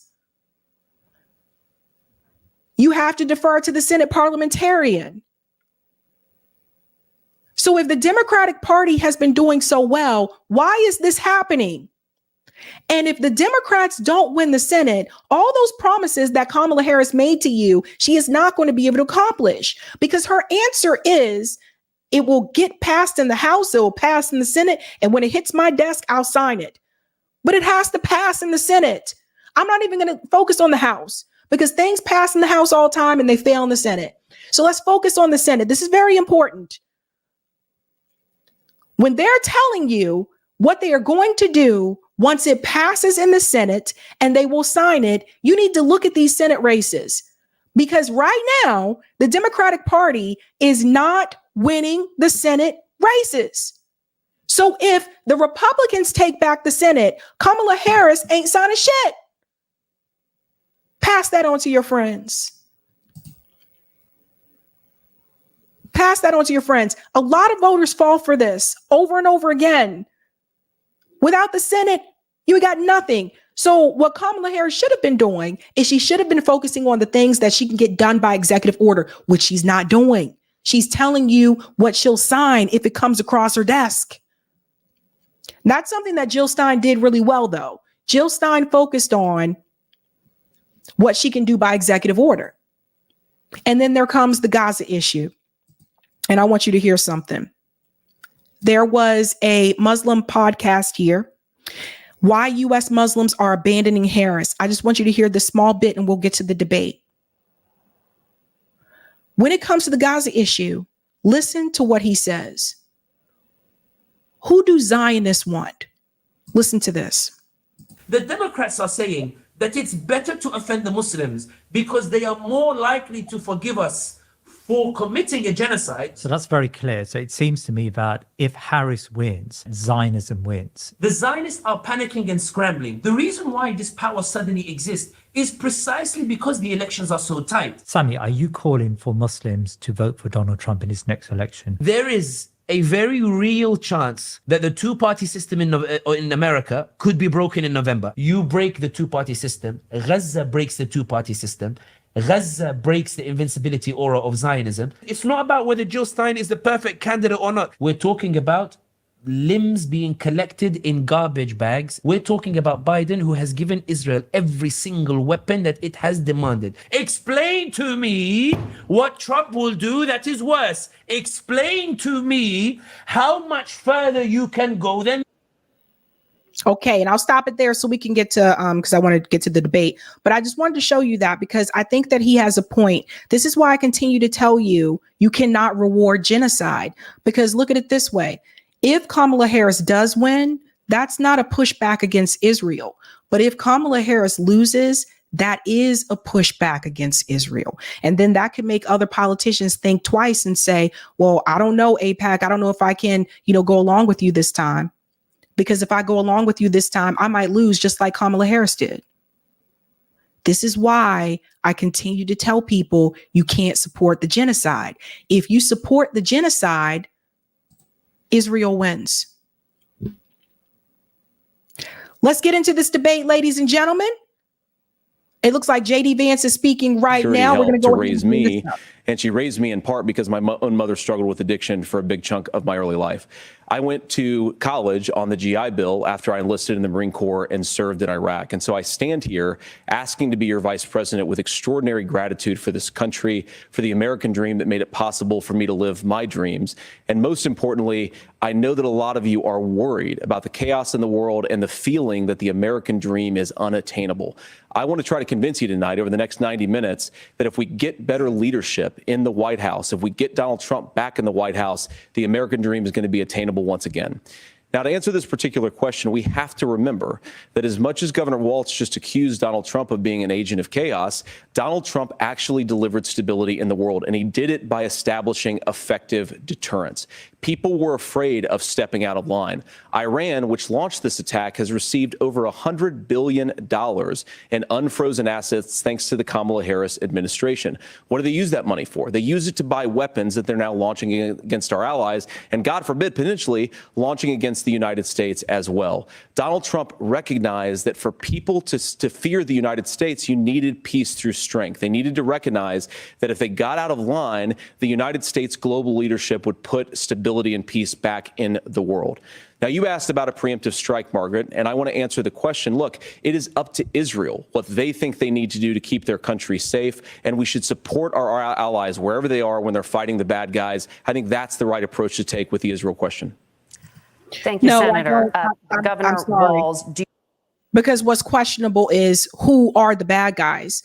What we've learned over time is who you guys say the bad guys are, turns out a lot of times are not the bad guys. do you care to respond to any of the allegations? Well, look, Donald Trump was in office. We'll sometimes hear a revisionist history, but when Donald Trump was in office, it was Donald Trump who we had a coalition of nations that had boxed Iran's nuclear program in, the inability to advance it. Donald Trump pulled that program and put nothing else in its place. So Iran is closer to a nuclear weapon than they were before because of Donald Trump's fickle leadership. And when Iran shot down an American aircraft in international airspace, Donald Trump tweeted, because that's the standard diplomacy of Donald Trump. And when Iranian missiles did fall near U.S. troops and they received traumatic brain injuries, Donald Trump wrote it off as headaches. Look, our allies understand that Donald Trump is fickle. He will go to whoever has the most flattery or where it makes sense to him. Steady leadership like you witnessed today, like you witnessed in April. Both Iranian attacks were repelled. Our coalition is strong, and we need the steady leadership that Kamala Harris is providing. Senator Vance, the U.S. did have a... I'll just say here, I'm sorry. Again, both of them are pro-Israel, and both of them are against Iran. Okay. Diplomatic deal with Iran to temporarily pause parts of its nuclear program, and President Trump did exit that deal. He recently said, just 5 days ago, the U.S. must now make a diplomatic deal with Iran because the consequences are impossible. Did he make a mistake? You have 1 minute. Well, first of all, Margaret, diplomacy is not a dirty word, but I think that's something that Governor Walz just said is quite extraordinary. You yourself just said Iran is as close to a nuclear weapon today as they have ever been. And Governor Walz, you blame Donald Trump. Who has been the vice president for the last 3.5 years? And the answer is your running mate, not mine. Donald Trump consistently made the world more secure. Now, we talk about what the sequence of events that led us to where we are right now, and you can't ignore October the 7th, which I appreciate Governor Walz bringing up. But when did Iran and Hamas and their proxies attack Israel? It was during the administration of Kamala Harris. So Governor Walz can criticize Donald Trump's tweets, but effective, smart diplomacy and peace through strength is how you bring stability back to a very broken world. Donald Trump has already done it once before. Ask yourself at home, when was the last time, I'm 40 years old, when was the last time that an American president didn't have a major conflict break out? The only answer is during the 4 years that Donald Trump was president. Gentlemen, we have a lot to get to. Nora? Margaret, thank you. I just want to pause here for a second because obviously Trump didn't create new wars, but he did implement coups in Venezuela. He also bombed Syria and Somalia. So let's not sit here and pretend like there was no warfare under him. He didn't start new wars. He didn't start with Russia and Ukraine, and we didn't have this crazy ass escalation in the Middle East, but his hands are not clean. Let's turn now to Hurricane Helene. The storm could become one of the deadliest on record. More than 160 people are dead and hundreds more are missing. Scientists say climate change makes these hurricanes larger, stronger, and more deadly because of the historic rainfall. Senator Vance, according to CBS News polling, 7 in 10 Americans and more than 60% of Republicans under the age of 45 favor the U.S. taking steps to try and reduce climate change. Senator, what responsibility would the Trump administration have to try and reduce the impact of climate change? I'll give you 2 minutes. Sure. So first of all, let's start with the hurricane because it's an unbelievable, unspeakable human tragedy. I just saw today actually a photograph of 2 grandparents on a roof with a 6-year-old child, and it was the last photograph ever taken of them because the roof collapsed and those innocent people lost their lives. And I'm sure Governor Walz joins me in saying our hearts go out to those innocent people, our prayers go out to them, and we want as robust and aggressive as a federal response as we can get to save as many lives as possible, and then of course afterwards to help the people in those communities rebuild. I mean, these are communities that I love. Some of them I know very personally in Appalachia, all across the Southeast. They need their government to do their job. And I commit that when Donald Trump is president again, the government will put the citizens of this country first when they suffer from a disaster. Now, Nora, you asked about climate change. I think this is a very important issue. Look, a lot of people are justifiably worried about all these crazy weather patterns. I think it's important for us, first of all, to say, Donald Trump and I support clean air, clean water. We want the environment to be cleaner and safer. But one of the things that I've noticed some of our Democratic friends talking a lot about is a concern about carbon emissions, this idea that carbon emissions drives all of the climate change. Well, let's just say that's true, just for the sake of argument, so we're not arguing about weird science. Let's just say that's true. Well, if you believe that, what would you want to do? The answer is that you'd want to reshore as much American manufacturing as possible, and you'd want to produce as much energy as possible in the United States of America because we're the cleanest economy in the entire world. What have Kamala Harris's policies actually led to? More energy production in China, more manufacturing overseas, more doing business in some of the dirtiest parts of the entire world. And when I say that, I mean the amount of carbon emissions they're doing per unit of economic output. So if we actually care about getting cleaner air and cleaner water, the best thing to do is to double down and invest in American workers and the American people. And unfortunately, Kamala Harris has done exactly the opposite. Let me jump in here for a second and say, I want to be very clear about this. It's not about carbon emissions. Okay. It's war. It's war. It's war. The weapons that are used in war, it's the military vehicles that are used during war. It is war that has the biggest impact, which both parties support. And this is another reason why you can support an alternative. This is another reason why, for those of you, if you want to support Jill, I support Jill Stein. This is another reason why I support Jill Stein, because both parties, they know this, by the way. It's not like they don't know. They're very aware of this. They know it, and they intentionally lied to the American people with this carbon emission bullshit and telling everybody, oh, let's get these electric vehicles and that'll solve everything. It is war.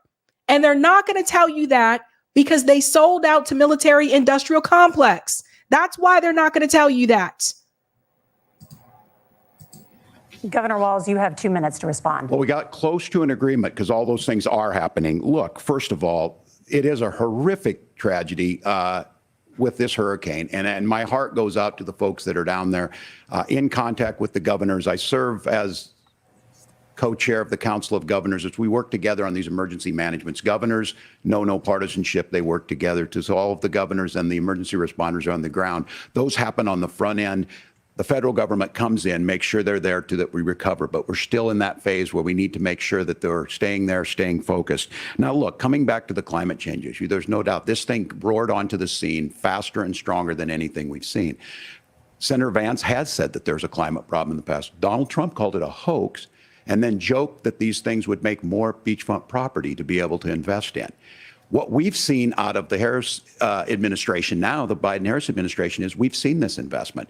We've seen massive investments, the biggest in global history that we've seen in the Inflation Reduction Act, has created jobs all across the country. 2,000 in Jeffersonville, Ohio, taking the EV technology that we invented and making it here. 200,000 jobs across the country. The largest solar manufacturing plant in North America sits in Minnesota. But my farmers know climate change is real. They've seen 500-year droughts, 500-year floods back to back. But what they're doing is adapting, and this has allowed them to tell me, look, I harvest corn, I harvest soybean, and I harvest wind. We are producing more natural gas and more oil at any time than we ever have. We're also producing more clean energy. So the solution for us is to continue to move forward, that climate change is real. Reducing our impact is absolutely critical, but this is not a false choice. You can do that at the same time you're creating the jobs that we're seeing all across the country. That's exactly what this administration has done. We are seeing us becoming an energy superpower for the future, not just the current. And that's what absolutely makes sense. And then we start thinking about how do we mitigate these disasters. Let me jump in here for a second and just correct something. CNN actually debunked that jobs creations report. I don't know why they keep saying 200,000 jobs, because CNN debunked that at the Democratic National Convention. Thank you. Senator, I want to give you an opportunity to respond there. The governor mentioned that President Trump has called climate change a hoax. Do you agree? Well, look, what the president has said is that if the Democrats, in particular Kamala Harris and her leadership, if they really believe that climate change is serious, what they would be doing is more manufacturing and more energy production in the United States of America, and that's not what they're doing. So clearly, Kamala Harris herself doesn't believe her own rhetoric on this. If she did, she would actually agree with Donald Trump's energy policies. Now, something Governor Walz said I think is important to touch upon, because when we talk about clean energy, I think that's a slogan that often the Democrats will use here. And I'm talking, of course, about the Democratic leadership. And the real issue is that if you're spending hundreds of millions or even billions of dollars of American taxpayer money on solar panels that are made in China, number one, you're going to make the economy dirtier. We should be making. Why does Tim Walz look so scared? Like, look, the look on Tim Walz's face, he has this surprised expression on his face. It looks weird. More of those solar panels here in the United States of America. Some of them are, Tim, but a lot of them are being made overseas in China, especially the components that go into those solar panels. So if you really want to make the environment cleaner, you've got to invest in more energy production. We haven't built a nuclear facility, I think, one in the past 40 years. Senator. Natural gas, we got to invest more in it. Kamala Harris has done the opposite. That's raised energy prices and also meant that we're doing Senator, worse by the climate. your time is up. Governor. Let me jump in here for just a second and also just push back on something. Something neither one of them are going to tell you about this clean energy that they're talking about. The whole, like, even the Green New Deal, that all came from the Green Party. And the Democratic Party, AOC and Ed Markey, they basically took the Green Party's Green New Deal and they watered it down to make it more palatable for the Democratic Party. A lot of people don't realize that, but that's where that came from. In fact, a lot of those progressive policies that you've seen the quote unquote progressive candidates run on came from Jill Stein's platform from 2016. And they took that and they watered it down. So I'm telling you this because neither one of them on the stage is going to give you that information. Would you like to respond? Well, look, we're producing more natural gas than we ever have. There's no moratorium on that. We're producing more oil. But the folks know, and like I said, again, these are not liberal folks. These are not folks that are Green New Deal folks. These are farmers that have been drought one year, massive flooding the next year. They understand that it makes sense. Look, our number one export cannot be topsoil from erosion from these massive storms. We saw it in Minnesota this summer. And thinking about how do we respond to that, we're thinking ahead on this. And what Kamala Harris has been able to do in Minnesota, we're starting to weatherproof some of these things. The infrastructure law that was passed allows us to think about mitigation in the future. How do we make sure that we're protecting by burying our power lines? How do we make sure that we're protecting lakefronts and things that we're seeing more and more of? But to call it a hoax and to take the oil company executives to Mar-a-Lago, say, give me money for my campaign, and I'll let you do whatever you want. We can be smarter about that, and an all-above energy policy is exactly what she's doing, creating those jobs right here. Governor, your time is up. The overwhelming consensus among scientists is that the Earth's climate is warming at an unprecedented rate. Margaret? Thank you, Nora. We're going to turn now to immigration. The crisis at the U.S.-Mexico border consistently ranks as one of the top issues for American voters. Senator Vance, your campaign is pledging to carry out the largest mass deportation plan in American history and to use the U.S. military to do so. Could you be more specific about exactly how this will work? For example, would you deport parents who have entered the U.S. illegally and separate them from any of their children who were born on U.S. soil? You have 2 minutes. So first of all, Margaret, before we talk about deportations, we have to stop the bleeding. We have a historic immigration crisis because Kamala Harris started and said that she wanted to undo all of Donald Trump's border policies. 94 executive orders suspending deportations, decriminalizing illegal aliens, massively increasing the asylum fraud that exists in our system. That has opened the floodgates. And what it's meant is that a lot of fentanyl is coming into our country. I had a mother who struggled with opioid addiction and has gotten clean. I don't want people who are struggling with addiction to be deprived of their second chance because Kamala Harris let in fentanyl into our communities at record levels. So you've got to stop the bleeding. You've got to re-implement Donald Trump's border policies, build the wall, re-implement deportations. And that gets me to your point, Margaret, about what do we actually do? So we've got 25 million illegal aliens who are here in the country. What do we do with them? I think the first thing that we do is we start with the criminal migrants. About 1 million of those people have committed some form of crime in addition to crossing the border illegally. I think you start with deportations on those folks. And then I think you make it harder for illegal aliens to undercut the wages of American workers. A lot of people will go home if they can't work for less than minimum wage in our own country. And by the way, that'll be really good for our workers who just want to earn a fair wage for doing a good day's work. And the final point, Margaret, is you ask about family separation. Right now in this country, Margaret, we have 320,000 children that the Department of Homeland Security has effectively lost. Some of them have been sex trafficked. Some of them hopefully are at homes with their families, used as drug trafficking mules. The real family separation policy in this country is unfortunately Kamala Harris's wide open southern border. And I'd ask my fellow Americans to remember when she came into office, she said she was going to do this. Real leadership would be saying, you know what, I screwed up. We're going to go back to Donald Trump's border policies. I wish that she would do that. It would be good for all of us. Let me jump in here for a second. As much as some people don't like to hear this, when I spoke to Black voters from Chicago, New York, and right here in Boston, this was one of their big issues. And this particular issue right here is why some of them have decided that they're going to support Donald Trump. Now, I don't agree with their decision, but the immigration issue, you guys have seen the Black voter panels that I've hosted on the show. Whenever we get to the immigration topic, it becomes a very heated topic. So this particular issue, I believe this is also part of the reason why Kamala Harris right now is doing poorly with working class voters. And I also believe that this is why, and from what I've been told to my face, this is why some Black voters are choosing to support Donald Trump over this issue alone. So I think people need to listen and pay attention here. Kamala Harris was assigned to the border by Joe Biden. That was her task to take care of. And she has not been doing that. And she admitted that to Lester Holt in that interview. And now all of a sudden we're supposed to believe that if she becomes president, she is going to handle that issue when she hasn't been doing it all this time. So that is a real issue that voters of all different races have expressed concern about. So, do you care to respond to any of those specific allegations, including that the vice president is, quote, letting in fentanyl and using kids as drug mules, among other things regarding children. The drug mule is not true, but I will say about the fentanyl, because this is a crisis of this, the opioid crisis. And the good news on this is the last 12 months saw the largest decrease in opioid deaths in our nation's history, 30% decrease in Ohio, but there's still more work to do. But let's go back to this on immigration. Kamala Harris was the Attorney General of the largest state and a border state in California. She's the only person in this race who prosecuted transnational gangs for human trafficking and drug interventions. But look, we all want to solve this. Most of us want to solve this, and that is the United States Congress. That's the Border Patrol agents. That's the Chamber of Commerce. That's most Americans out here. That's why we had the fairest and the toughest bill on immigration that this nation's seen. It was crafted by a conservative senator from Oklahoma, James Lankford. I know him. He's super conservative, but he's a man of principle, wants to get it done. Democrats and Republicans worked on this piece of legislation. The Border Patrol said, this is what we need in here. These are the experts.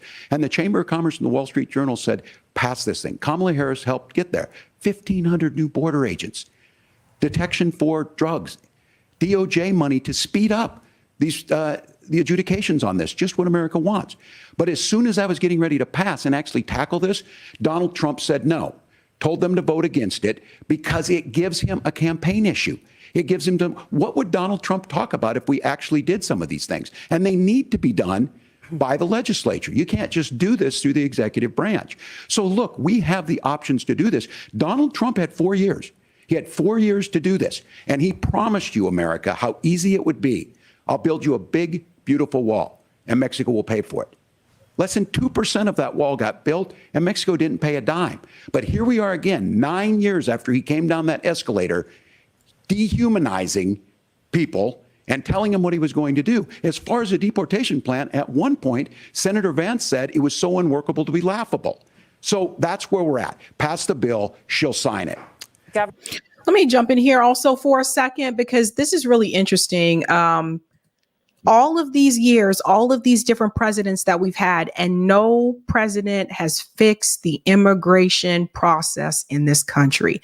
Not one, whether it's been Republican or Democrat. This is still an issue. And so, yeah, after a certain amount of time, people are going to start to ask, like, well, maybe this is just what they just want it to be this way, right? There are CEOs, there are billionaires, there are corporate executives that want cheap labor and will totally take advantage of that situation. And I've seen it happen in person. When I worked at Outback Steakhouse, we had a guy working in the back, and I was like, how old is this kid? How old is this kid? 14 years old. How are you working here? You can't legally work at 14. He was a dishwasher at Outback Steakhouse. I was a waitress. They were paying him under the table. They were paying this kid under the table. So, and Obama was president at that time. It doesn't matter. It doesn't matter who's president at that point in time. If the billionaire class, if the elite class want cheap labor, they will find a way to make that happen. So if it's not done through the actual workforce, they can use AI, they can use technology to get these things done. But we really have to ask this question, ladies and gentlemen, why is it no president has fixed this issue? Your time is up.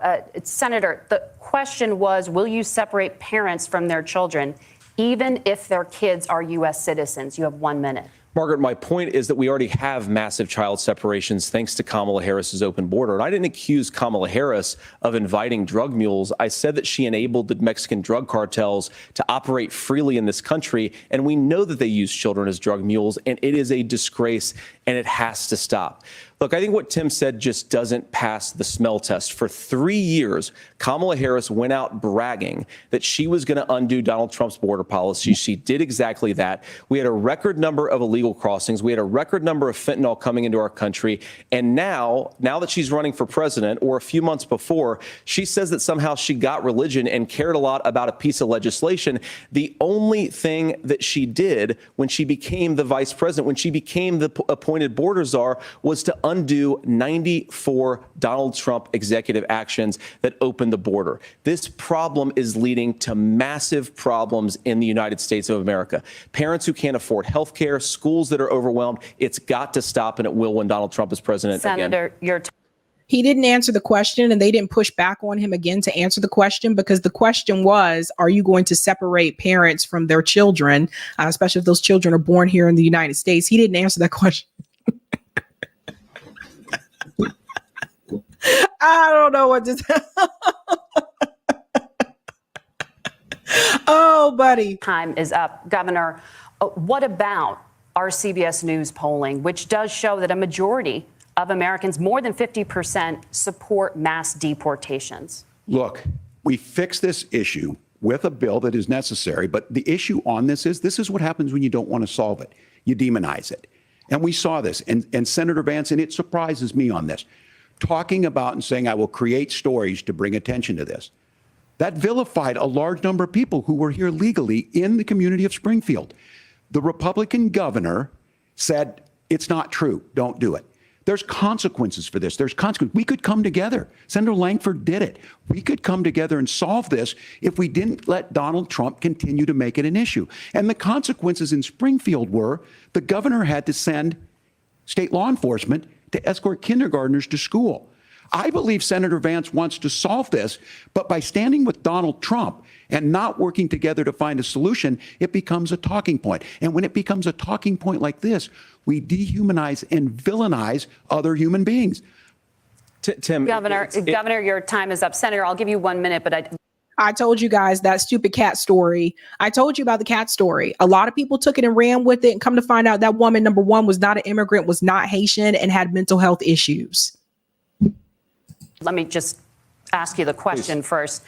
The governor has made the point, and I think as a sitting lawmaker, you know that Congress controls the purse strings and any funding. So you have said repeatedly that Donald Trump would, through executive action, solve this. Do you disagree that Congress controls the purse strings and would need to support many of the changes that you would actually want to implement? You have 1 minute. Look, Margaret, first of all, the gross majority of what we need to do at the southern border is just empowering law enforcement to do their job. I've been to the southern border more than our borders are. Kamala Harris has been, and it's actually heartbreaking because the Border Patrol agents, they just want to be empowered to do their job. Of course, additional resources would help, but most of this is about the president and the vice president empowering our law enforcement to say, if you try to come across the border illegally, you've got to stay in Mexico, you've got to go back through proper channels. Now, Governor Walz brought up the community of Springfield, and he's very worried about the things that I've said in Springfield. Look, in Springfield, Ohio, and in communities all across this country, you've got schools that are overwhelmed. You've got hospitals that are overwhelmed. You have got housing that is totally unaffordable because we brought in millions of illegal immigrants to compete with Americans for scarce homes. The people that I'm most worried about in Springfield, Ohio, are the American citizens who have had their lives destroyed by Kamala Harris's open border. It is a disgrace, Tim. And I actually think, I agree with you. I think you want to solve this problem, but I don't think that Kamala Harris does. Senator, your time is up. Governor, you have 1 minute to respond. Yeah, well, it is law enforcement that asked for the bill.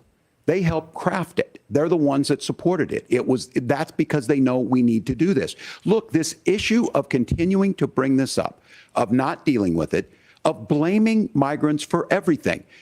On housing, we could talk a little bit about Wall Street speculators buying up housing and making them less affordable, but it becomes a blame.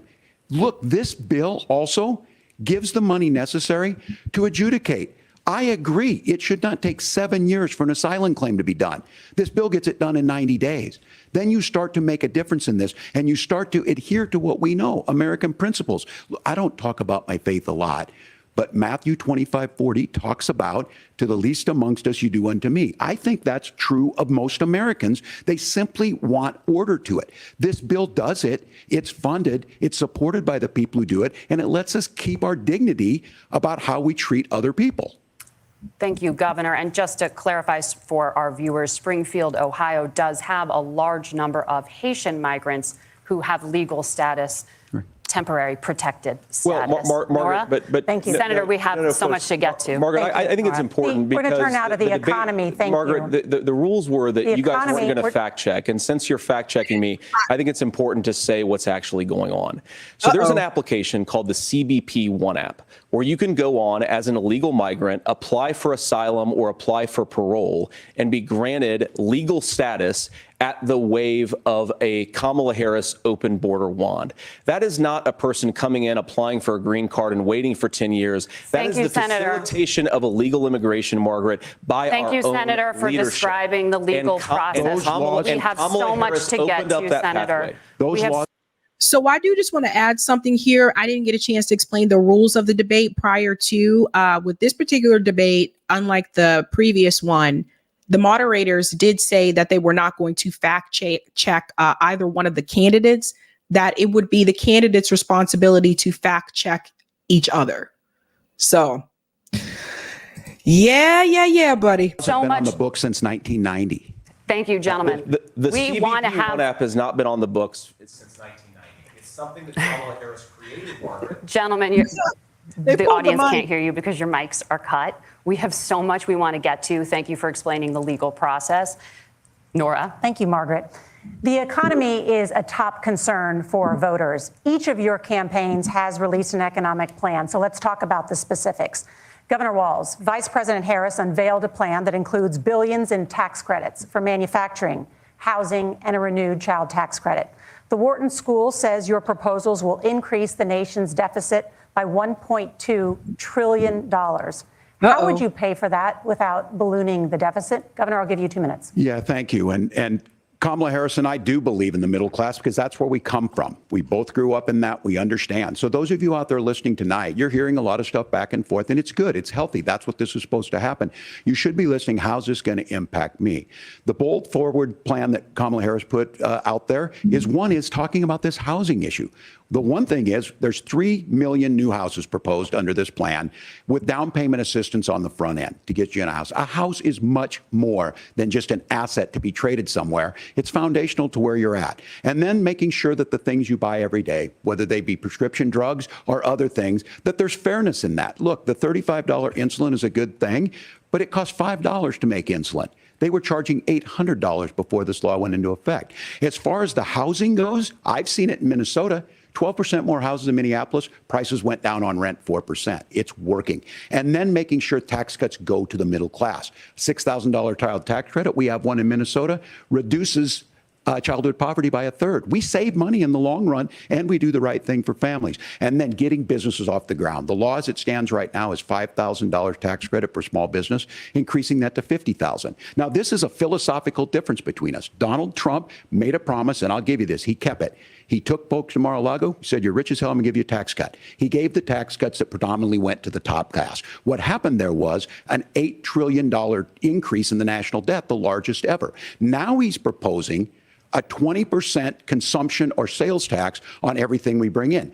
Everyone agrees, including businesses, it would be destabilizing it, it would increase inflation and potentially lead to a recession. Look, this is simple for you. Where are we going? Kamala Harris has said to do the things she wants to do, we'll just ask the wealthiest to pay their fair share. When you do that, our system works best, more people are participating in it, and folks have the things that they need. Senator. Let me go ahead and debunk a couple of things there. Number one, notice that this $25,000 continues to change. 1 minute it's a down payment assistance, then it's a $25,000 tax credit. On Kamala Harris's website, it says it's up to $25,000. So it's kind of all over the place. The other thing I want to mention about these tax credits is that obviously you need to fit into a certain income bracket to even qualify for this. So this is really important for people to grasp here. This is catered towards a certain class of people. If you are poor, if you're lower income, 9 times out of 10, you're not going to be a part of that group that gets this $25,000 tax credit, whatever it is. So if it is indeed a tax credit, which it seems like that's what they're calling it now, and they keep going back and forth, that means you already have to have money up front to be able to pay for that down payment, and then you would get the tax credit. So again, that is catered to a certain class of people. That is not catered towards people who are working class. I don't know anywhere near me where $25,000 is going to give you a down payment towards a house. So even if it is down payment assistance, that's not enough to get you a house anywhere near where I live. And I think that's the same for a lot of states like California, Oregon, Washington State, I'm in Massachusetts, et cetera. So that's something we need to really push back on. I want to be very clear because I see a lot of people hear that and they got really excited. And I'm like, do you guys understand what that really means? So I don't want people to be misled. Okay. So people who are working two jobs, people who are lower income and working class, that is not going to benefit you. Now, what could benefit you is the $6,000 tax credit for, like your first child. If you haven't had a kid, getting that. But again, that's a tax credit, meaning that you still need to have the money in hand to take care of the child up front. So I think it's important that we explain this to people, because I don't like when people hear this kind of stuff and they just think, oh, yay, all this stuff is going to be done for me here. And the last thing that I want to mention about giving those tax breaks to the rich, which I was heavily against, Donald Trump did that. I also want you to know that Joe Biden continued some of those same tax policies that Donald Trump had. So it was the Biden-Harris administration. So just keep that in mind. Let's bring in JD I here. want to give you a moment to respond on that. But similarly, the Wharton School has done an analysis of the Trump plan and says it would increase the nation's deficit by $5.8 trillion. My question is the same for you. How do you pay for all that without ballooning the deficit? I'll give you 2 minutes. Well, first of all, you're going to hear a lot from Tim Walz this evening, and you just heard it in the answer, a lot of what Kamala Harris proposes to do. And some of it, I'll be honest with you, it even sounds pretty good. Here's what you won't hear, is that Kamala Harris has already done it. Because she's been the vice president for 3.5 years. She had the opportunity to enact all of these great policies. And what she's actually done instead is drive the cost of food higher by 25%, drive the cost of housing higher by about 60%. Open the American southern border and make middle-class life, address middle-class problems, then she ought to do them now. Not when asking for a promotion, but in the job the American people gave her 3.5 years ago. And the fact that she isn't tells you a lot about how much you can trust her actual plans. Now, Donald Trump's economic plan is not just a plan, but it's also a record. A lot of those same economists attack Donald Trump's plans, and they have PhDs, but they don't have common sense and they don't have wisdom, because Donald Trump's economic policies delivered the highest take-home pay in a generation in this country, 1.5% inflation, and to boot, peace and security all over the world. So when people say that Donald Trump's economic plan doesn't make sense, I say, look at the record. He delivered rising take-home pay for American workers. Now, Tim admirably admits that they want to undo the Trump tax cuts. But if you look at what was so different about Donald Trump's tax cuts, even from previous Republican tax cut plans, is that a lot of those resources went to giving more take-home pay to middle class and working class Americans. It was passed in 2017, and you saw an American economic boom unlike we've seen in a generation in this country. That is a record that I'm proud to run on, and we're going to get back to that common sense wisdom so that you can afford to live the American dream again. I know a lot of you are struggling. I know a lot of you are worried about paying the bills. It's going to stop when Donald Trump brings back common sense to this country. But Donald Trump did give those tax breaks. So like, for example, Amazon didn't pay any taxes. Netflix didn't pay any taxes. And then Netflix had the audacity to increase their subscription price while they were paying no damn taxes. So it's just things like this, and I will say, I think some people have pointed toward this before, is that they felt like they were making more money. They said they had more money in their pocket when Trump was president compared to now. And there is truth to that. That being said, JD, I guess JD doesn't have to answer to this because he wasn't under that administration. But the reality is he did give those breaks to people like Jeff Bezos should be paying taxes. The owner of Netflix should be paying taxes. These people paid nothing. Do you want to respond to that? What has Kamala Harris done for the middle class? Yeah, well, Kamala Harris's day one was Donald Trump's failure on COVID that led to the collapse of our economy. We were already before COVID in a manufacturing recession, but 10 million people out of work, largest percentage since the Great Depression. 9 million jobs closed on that. That was day one. Whether it was the Infrastructure Act or other things we moved. Now, you made a question about experts, said this. I've made a note of this. Economists can't be trusted. Science can't be trusted. National security folks can't be trusted. Look, if you're going to be president, you don't have all the answers. Donald Trump believes he does. My pro tip of the day is this. If you need heart surgery, listen to the people at the Mayo Clinic in Rochester, Minnesota, not Donald Trump. And the same thing goes with this. And I ask you out there, teachers, nurses, truck drivers, or whatever. How is it fair that you're paying your taxes every year and Donald Trump hasn't paid any federal tax in the last 15 years and the last year as president? That's what's wrong with the system. There's a way around it, and he's bragged about that. We're just asking for fairness in it, and that's all you want. You have a minute. Governor, you say trust the experts. But those same experts for 40 years said that if we shipped our manufacturing base off to China, we'd get cheaper goods. They lied about that. They said if we shipped our industrial base off to other countries, to Mexico and elsewhere, it would make the middle class stronger. They were wrong about that. They were wrong about the idea that if we made America less self-reliant, less productive in our own nation, that it would somehow make us better off, and they were wrong about it. And for the first time in a generation, Donald Trump had the wisdom and the courage to say to that bipartisan consensus, we're not doing it anymore. We're bringing American manufacturing back. We're unleashing American energy. We're going to make more of our own stuff. And this isn't just an economic issue. I have 3 beautiful little kids at home too, and I love them very much, and I hope they're in bed right now. But look, so many of the drugs, the pharmaceuticals that we put in the bodies of our children are manufactured by nations that hate us. This has to stop, and we're not going to stop it by listening to experts. We're going to stop it by listening to common sense wisdom, which is what Donald Trump governed on. Senator, your time is up. Governor Walz, can you address that? I mean, voters say they trust. One thing I want to add here really quick, I've noticed so far about this debate, I haven't heard any cheap shots towards each other.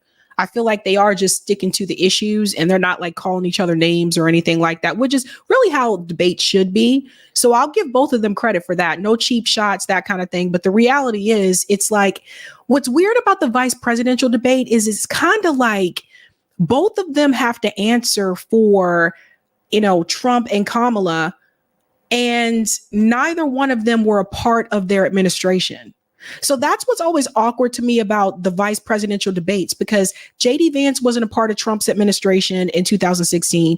And of course, Tim Walz was not a part of the Kamala Biden administration currently. So it's almost like they have to defend Trump and Kamala for something that they weren't a part of. Donald Trump on the economy more. Why? Well, if you're listening tonight and you want billionaires to get tax cuts, you heard what the numbers were. Look, I'm a union guy on this. I'm not a guy who wanted to ship things overseas, but I understand that, look, we produce soybeans and corn. We need to have fair trading partners. That's something that we believe in. I think the thing that most concerns me on this is Donald Trump was the guy who created the largest trade deficit in American history with China. So the rhetoric is good. Much of what the senator said right there, I'm in agreement with him on this. I watched it happen too. I watched it to my communities, and we talked about that. But we had people undercutting the right to collectively bargain. We had right to work states made it more difficult. We had companies that were willing to ship it over, and we saw people profit. Folks that are venture capital in some cases, putting money into companies that were overseas. We're in agreement that we bring those home. The issue is Donald Trump is talking about it. Kamala Harris has a record, 250,000 more manufacturing jobs just out of the IRA. May I respond to that? Yes. So appreciate that. So if you notice, what Governor Walz just did is he said, first of all, Donald Trump has to listen to the experts.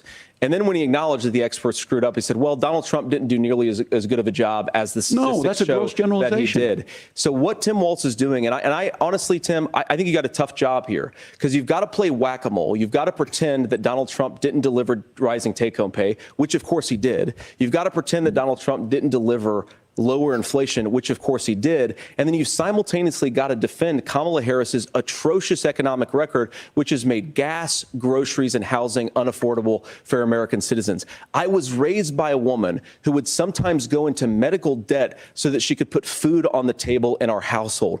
I know what it's like to not be able to afford the things that you need to afford. We can do so much better. To all of you watching, we can get back to an America that's affordable again. We just got to get back to common sense economic principles. I hope.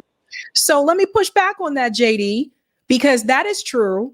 Because I read about your story and I read about Tim Walz's story. So that being the case, that it is true that his family, his mother, his grandma, like they had medical debt, then you should be on board for universal health care. You should be on board for providing health care to Americans, all of us having health care, because you know exactly what that's like. You understand medical debt. You should be supporting that, right? Also, I have to say this as well. I'm honestly kind of impressed. After the whole cat scenario and the comments that JD Vance made about single ladies, like childless women not having kids, or should be punished for not having kids or whatever, I actually think he's performing pretty well. So I'm actually surprised. Let's continue. We have a conversation on healthcare then. Senator, Governor. Please. Thank you, Margaret. We have a lot to get to ahead, gentlemen, on many topics. But right now, I want to talk about personal qualifications. The vice president is often the last voice the president hears before making consequential decisions. We want to ask you about your leadership qualities. Governor Walz, you said you were in Hong Kong during the deadly Tiananmen Square protests in the spring of 1989. But Minnesota Public Radio and other media outlets are reporting that you actually didn't travel to Asia until August of that year. Can you explain that discrepancy? Yeah, well, and to the folks out there who didn't get at the top of this, look, I grew up in small rural Nebraska, town of 400, town that you rode your bike with your buddies till the streetlights come on, and I'm proud of that service. I joined the National Guard at 17, worked on family farms, and then I used the GI Bill to become a teacher, passionate about it, a young teacher. My first year out, I got the opportunity in the summer of '89 to travel to China. 35 years ago, be able to do that. I came back home and then started a program to take young people there. We would take basketball teams, we would take baseball teams, we would take dancers, and we would go back and forth to China. The issue for that was to try and learn. Now, look, my community knows who I am. They saw where I was at. Look, I will be the first to tell you, I have poured my heart into my community. I've tried to do the best I can, but I've not been perfect. And I'm a knucklehead at times, but it's always been about that. Those same people elected me to Congress for 12 years. And in Congress, I was one of the most bipartisan people, working on things like farm bills that we got done, working on veterans benefits. And then the people of Minnesota were able to elect me to governor twice. So look, my commitment has been from the beginning to make sure that I'm there for the people, to make sure that I get this right. I will say more than anything, many times I will talk a lot. I will get caught up in the rhetoric. But being there, the impact it made, the difference it made in my life, I learned a lot about China. I hear the critiques of this. I would make the case that Donald Trump should have come on one of those trips with us. I guarantee you he wouldn't be praising Xi Jinping about COVID. And I guarantee you he wouldn't start a trade war that he ends up losing. So this is about trying to understand the world. It's about trying to do the best you can for your community. And then it's putting yourself out there and letting your folks understand what it is. My commitment, whether it be through teaching, which I was good at, or whether it was being a good soldier or was being a good member of Congress, those are the things that I think are the values that people care about. He didn't answer the question at all. He didn't answer the question. Flag on the play. Flag on the play. Governor, just to follow up on that, the question was, can you explain the discrepancy? All I said on this was I got there that summer and misspoke on this. So I will just, that's what I've said. In other words, in Hong Kong and China during the democracy protests went in. And from that, I learned a lot of what needed to be in governance. Thank you, Governor. No. Senator Vance, in 2016, you called your running mate, Donald Trump, unfit for the nation's highest office, and you said he could be America's Hitler. I know you've been asked many times, and you've said you regret those comments and explained you then voted for Donald Trump in 2020. But the Washington Post reported new messages last week in which you also disparaged Trump's economic record while he was president, writing to someone in 2020, quote, Trump thoroughly failed to deliver his economic populism.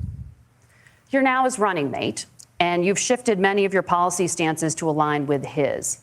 If you become vice president, why should Americans trust that you will give Donald Trump the advice he needs to hear and not just the advice he wants to hear? You have 2 minutes. Well, first of all, Margaret, because I've always been open. And sometimes, of course, I've disagreed with the president, but I've also been extremely open about the fact that I was wrong about Donald Trump. I was wrong, first of all, because I believed some of the media stories that turned out to be dishonest fabrications of his record. But most importantly, Donald Trump delivered for the American people. Rising wages, rising take-home pay, an economy that worked for normal Americans, a secure southern border, a lot of things, frankly, that I didn't think he'd be able to deliver on. And yeah, when you screw up, when you misspeak, when you get something wrong and you change your mind, you ought to be honest with the American people about it. It's one of the reasons, Margaret, why I've done so many interviews is because I think it's important to actually explain to the American people where I come down on the issues and what changed. Now, you pointed out to messages from 2020. Margaret, I've been extremely consistent that I think there were a lot of things that we could have done better in the Trump administration the first round if Congress was doing its job. I strongly believe, and I've been a United States Senator, that Congress is not just a high-class debating society. It's not just a forum for senators and congressmen to whine about problems. It's a forum to govern. So there were a lot of things on the border, on tariffs, for example, where I think that we could have done so much more if the Republican Congress and the Democrats in Congress had been a little bit better about how they govern the country. They were so obsessed with impeaching Donald Trump, they couldn't actually govern. And I want to talk about this tariff issue in particular, Margaret, because Tim just accused this of being a national sales tax. Look, the one thing, and you're probably surprised to hear me praising Joe Biden, but the one thing that Joe Biden did is he continued some of the Trump tariffs that protected American manufacturing jobs. And it's the one issue, the most pro-worker part of the Biden administration, it's the one issue where Kamala Harris has run away from Joe Biden's record. Think about this. If you're trying to employ slave laborers in China at $3 a day, you're going to do that and undercut the wages of American workers unless our country stands up for itself and says you're not accessing our markets unless you're paying middle-class Americans a fair wage. Senator, your time is up. I just listen. You can tell dude practice this in the mirror, okay? You can tell JD Vance practice this in the mirror before he got onto this stage. You can tell he was all like, okay, what am I going to say if they start asking about the things I said about Trump in the past? Let's go ahead and practice. Listen, I was wrong about the things I said about Donald Trump because I believed the stories that were coming out of mainstream media. You could tell the way he just flowed with it. He practiced that. He practiced it. Tim Walz was just kind of like, well, I was given an opportunity to go to China and then never answered the question. And just blatant, oh my God, ouch. Thank you. Now to the issue of reproductive rights. Governor Walz, after Roe versus Wade was overturned, you signed a bill into law that made Minnesota one of the least restrictive states in the nation when it comes to abortion. Former President Trump said in the last debate that you believe abortion, quote, in the 9th month is absolutely fine. Yes or no? Is that what you support? I'll give you 2 minutes. That's not what the bill says. But look, this issue is what's on everyone's mind. Donald Trump put this all into motion.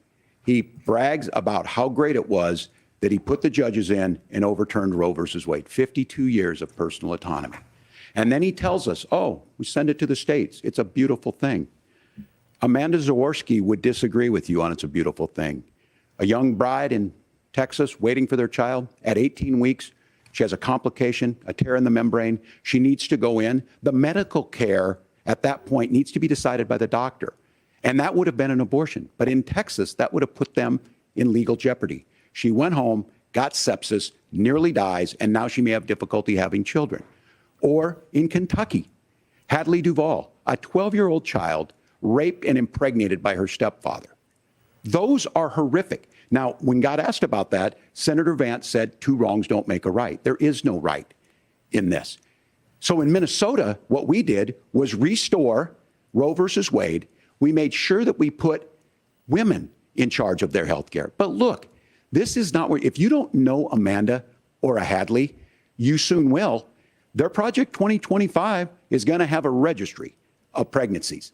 It's going to make it more difficult, if not impossible, to get contraception and limit access, if not eliminate access to infertility treatments. For so many of you out there listening, me included, infertility treatments are why I have a child. That's nobody else's business, but those things are being proposed. And the catch-all on this is, well, the states will decide what's right for Texas might not be right for Washington. That's not how this works. This is basic human right. We have seen maternal mortality skyrocket in Texas, outpacing many other countries in the world. This is about health care. In Minnesota, we are ranked first in health care for a reason. We trust women. We trust doctors. Senator, do you want to respond to the governor's claim? Will you create a federal pregnancy monitoring agency? So this is the issue I've said before. This is the issue that Kamala Harris and Tim Walz are pretty strong on. Nor certainly we won't. And I want to talk about this issue because I know a lot of Americans care about it, and I know a lot of Americans don't agree with everything that I've ever said on this topic. And, you know, I grew up in a working class family in a neighborhood where I knew a lot of young women who had unplanned pregnancies and decided to terminate those pregnancies because they feel like they didn't have any other options. And, you know, one of them is actually very dear to me. And I know she's watching tonight, and I love you. And she told me something a couple years ago that she felt like if she hadn't had that abortion, that it would have destroyed her life because she was in an abusive relationship. And I think that what I take from that as a Republican who proudly wants to protect innocent life in this country, who proudly wants to protect the vulnerable, is that my party, we've got to do so much better of a job at earning the American people's trust back on this issue where they frankly just don't trust us. And I think that's one of the things that Donald Trump and I are endeavoring to do. I want us as a Republican Party to be pro-family in the fullest sense of the word. I want us to support fertility treatments. I want us to make it easier for moms to afford to have babies. I want it to make it easier for young families to afford a home so they can afford a place to raise that family. And I think there's so much that we can do on the public policy front just to give women more options. Now, of course, Donald Trump has been very clear that on the abortion policy specifically, that we have a big country and it's diverse. And California has a different viewpoint on this than Georgia. Georgia has a different viewpoint from Arizona. And the proper way to handle this, as messy as democracy sometimes is to let voters make these decisions, let the individual states make their abortion policy. And I think that's what makes the most sense in a very big, a very diverse, and let's be honest, sometimes a very, very messy and divided country.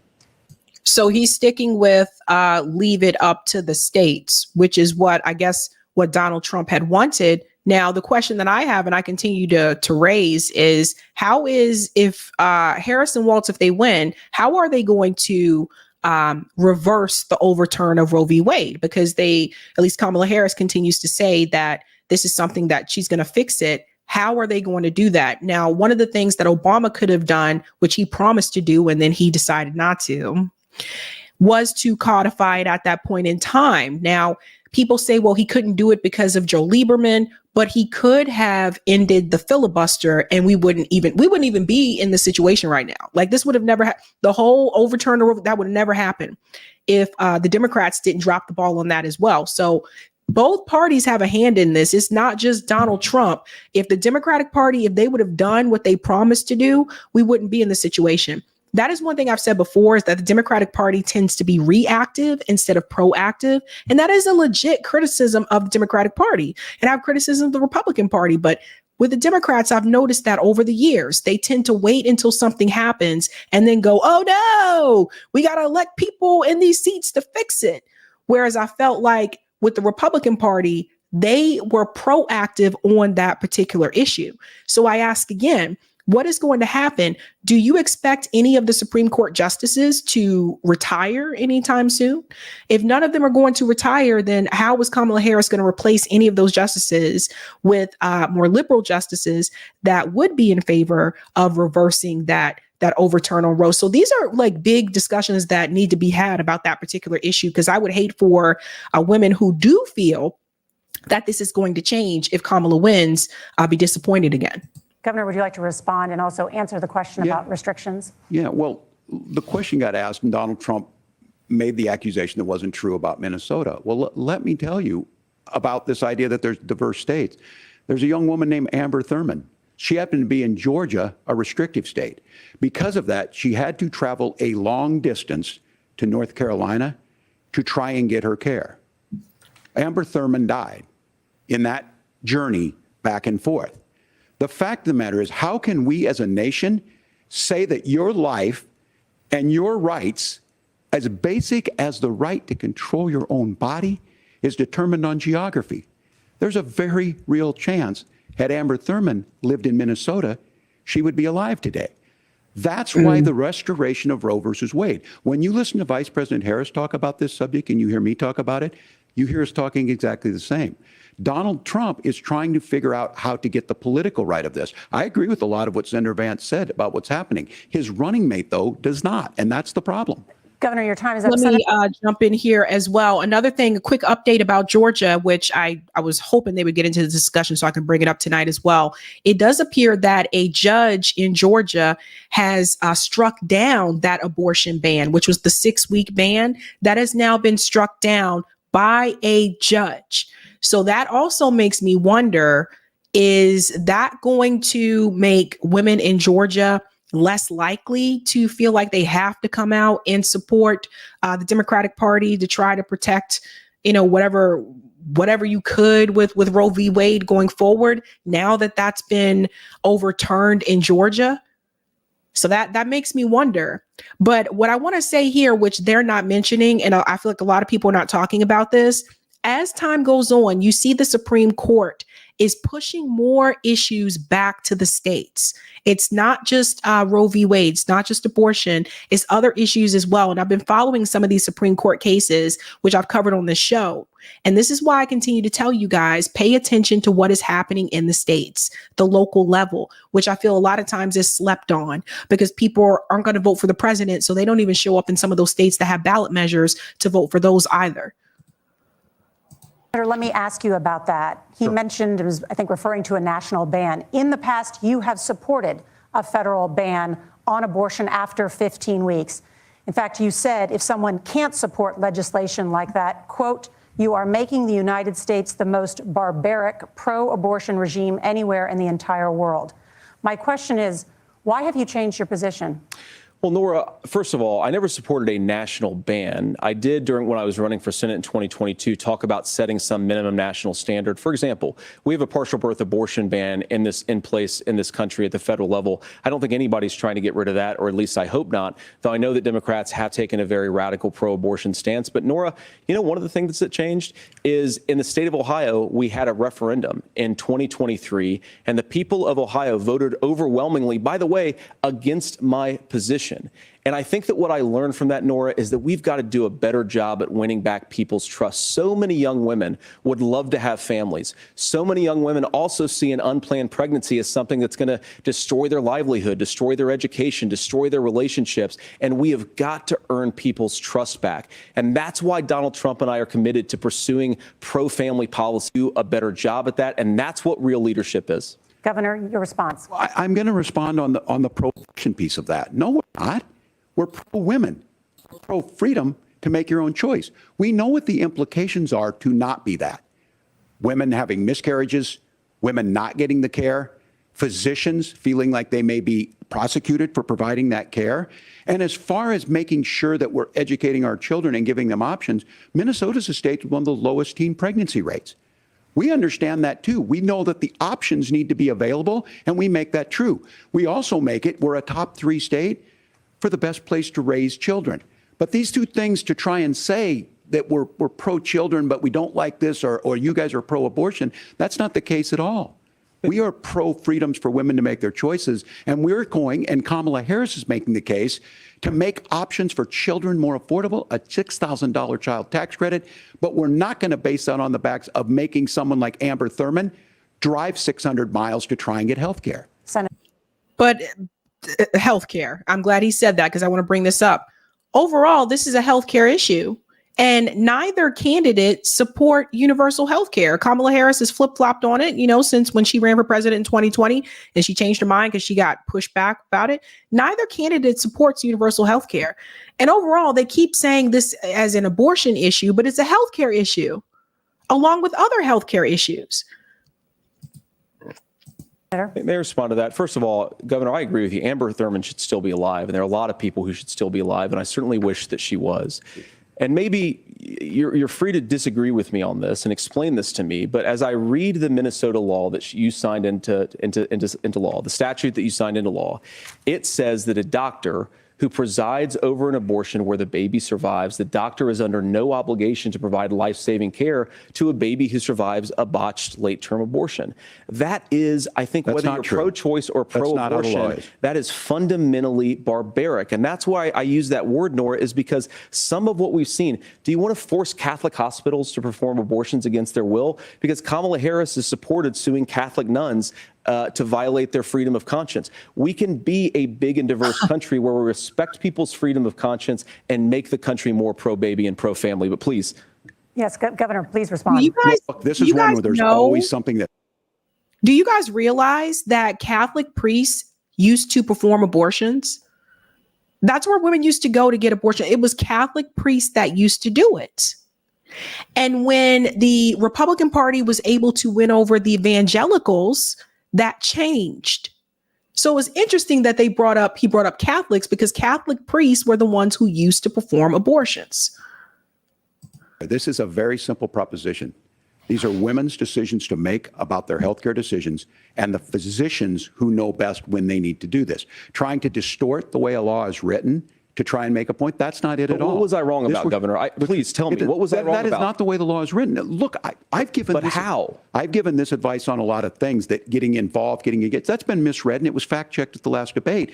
But the point on this is there's a continuation of these guys to try and tell women or to get involved. I use this line on this, just mind your own business on this. Things worked best when Roe versus Wade was in place. When we do a restoration of Roe, that works best. That doesn't preclude us from increasing funding for children. It doesn't increase us from making sure that once that child's born, like in Minnesota, they get meals, they get early childhood education, they get health care. So the hiding behind we're going to do all these other things when you're not proposing them in your budget. Kamala Harris is proposing them. She's proposing all those things to make life easier for families. I asked a specific question, Governor. You gave me a slogan as a response. It's not the case. It's not true. That's not what the law says. So they fact-checked it with President Trump. Gentlemen, there's a lot to discuss. We have to move on, and we're going to be right back with much more of the CBS News vice presidential debate in just a moment.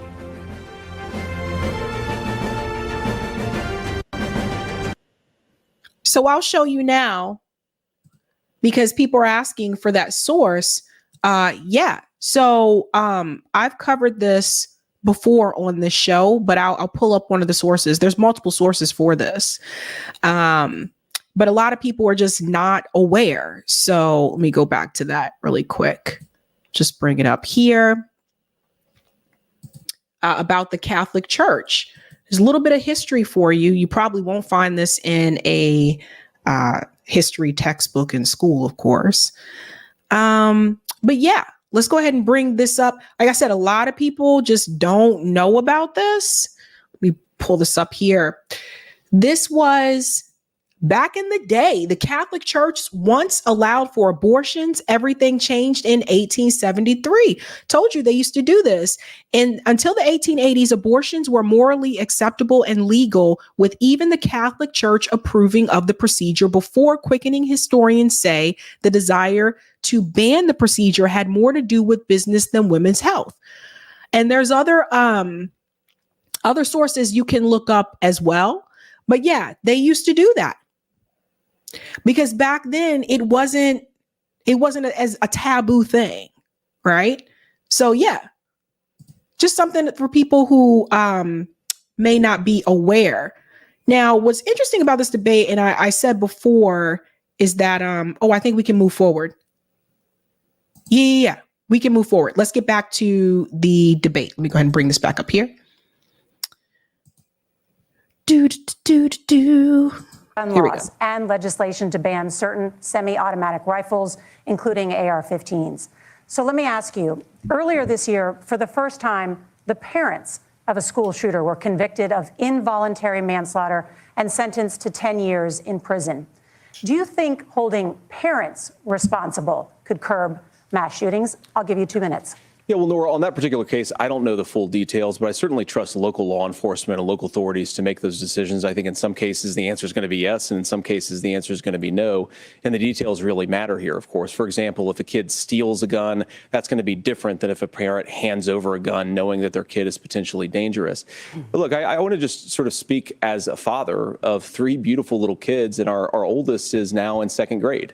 And like a lot of parents, we send our kids to school with such hope and such joy and such pride at their little faces on the first day of school. And we know, unfortunately, that a lot of kids are going to experience this terrible epidemic of gun violence. And of course, our hearts go out to the families that are affected by this terrible stuff. And we do have to do better. And I think that Governor Walz and I actually probably agree that we need to do better on this. The question is just, how do we actually do it?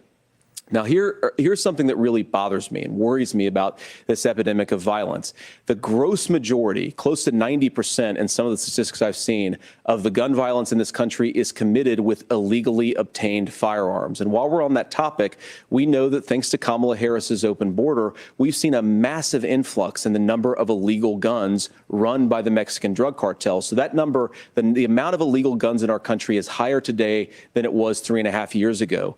But what do we do about the schools? What do we do to protect our kids? And I think the answer is, and I say this not loving the answer, because I don't want my kids to go to school in a school that feels unsafe or where there are visible signs of security.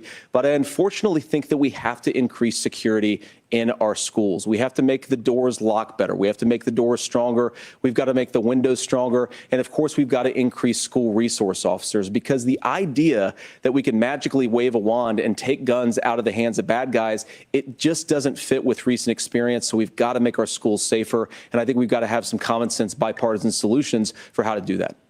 Governor, you have 2 minutes. I'm sorry, but when it comes to the schools, you got to be very careful. Like he said, make the doors heavier. There are fire codes that schools have to follow. And if you ever watch the movie Lean on Me, remember Lean on Me and Crazy Joe, Morgan Freeman's character? Remember they came after him because he was putting the chains on the doors to keep the crime out. And they said, that's a fire code violation. You can't do that. Well, there's also things about the doors and the windows too. It's like, there's a certain weight requirement, like you can only have certain types of doors, and that's for a fire code reason. So if there's a fire that breaks out and the door is too heavy for a kid to push, that could prevent that kid from getting out of the school and getting away from the fire. So these are just things that I know as someone that's worked in education. Tim Walz would probably be aware of this as well because he was a teacher. Well, I think all the parents watching tonight, this is your biggest nightmare. Look, I got a 17-year-old and he witnessed a shooting at a community center playing volleyball. Those things don't leave you. As a member of Congress, I sat in my office surrounded by dozens of the Sandy Hook parents, and they were looking at my 7-year-old picture on the wall. Their 7-year-old were dead, and they were asking us to do something. And look, I'm a hunter. I own firearms. The vice president is. We understand that the Second Amendment is there, but our first responsibility is to our kids to figure this out. In Minnesota, we've enacted enhanced red flag laws, enhanced background checks, and we can start to get data. But here's the problem. If we really want to solve this, we've got folks that won't allow research to be even done on gun violence. And this idea that we should just live with it, and here's what I do think, that this is a good start to the conversation. I 100% believe that Senator Vance hates it when these kids, it's abhorrent and it breaks your heart. I agree with that. But that's not far enough when we know there are things that worked. I've spent time in Finland and seen some Finnish schools. They don't have this happen, even though they have a high gun ownership rate in the country. There are reasonable things that we can do to make a difference. It's not infringing on your Second Amendment. And the idea to have some of these weapons out there, it just doesn't make any sense. Kamala Harris, as an attorney general, worked on this issue. She knows that it's there. No one's trying to scaremonger and say we're taking your guns, but I ask all of you out there, do you want your schools hardened to look like a fort? Is that what we have to go? When we know there's countries around the world that their children aren't practicing these types of drills. They're being kids. We owe it to them to get a fix. These are things that shouldn't be that difficult. You can still keep your firearms, and we can make a difference. We have to. If you're listening tonight, this breaks your heart. Senator. Tim, first of all, I didn't know that your 17-year-old witnessed a shooting. I'm sorry about that, and I hope that he's doing okay. Christ have mercy. I'm sorry he froze. Depression, way higher rates of anxiety. We unfortunately have a mental health crisis in this country that I really do think that we need to get to the root causes of, because I don't think it's the whole reason why we have such a bad gun violence problem, but I do think it's a big piece of it. Another driver of the gun violence epidemic, especially that affecting our kids, it doesn't earn as many headlines, but is the terrible gun violence problem in a lot of our big cities. And this is why we have to empower law enforcement to arrest the bad guys, put them away, and take gun offenders off the streets. I think there's a whole host of things that we can do here, but I do think at our schools we've got to talk about more security. Senator, thank you. Governor, you previously... That's code for give the police more money, which both Donald Trump and Kamala Harris support. Both Trump and Kamala support giving the police more money.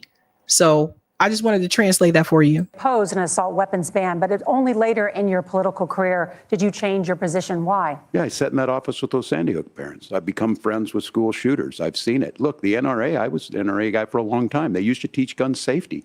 I'm of an age where my shotgun was in my car so I could pheasant hunt after football practice. That's not where we live today. And several things I want to mention on this is talking about cities and where it's at.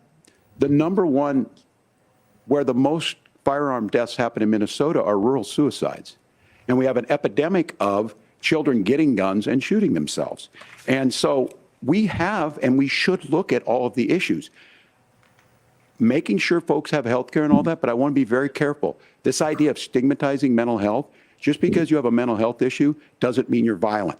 And I think what we end up doing is we start looking for a scapegoat. Sometimes it just is the guns.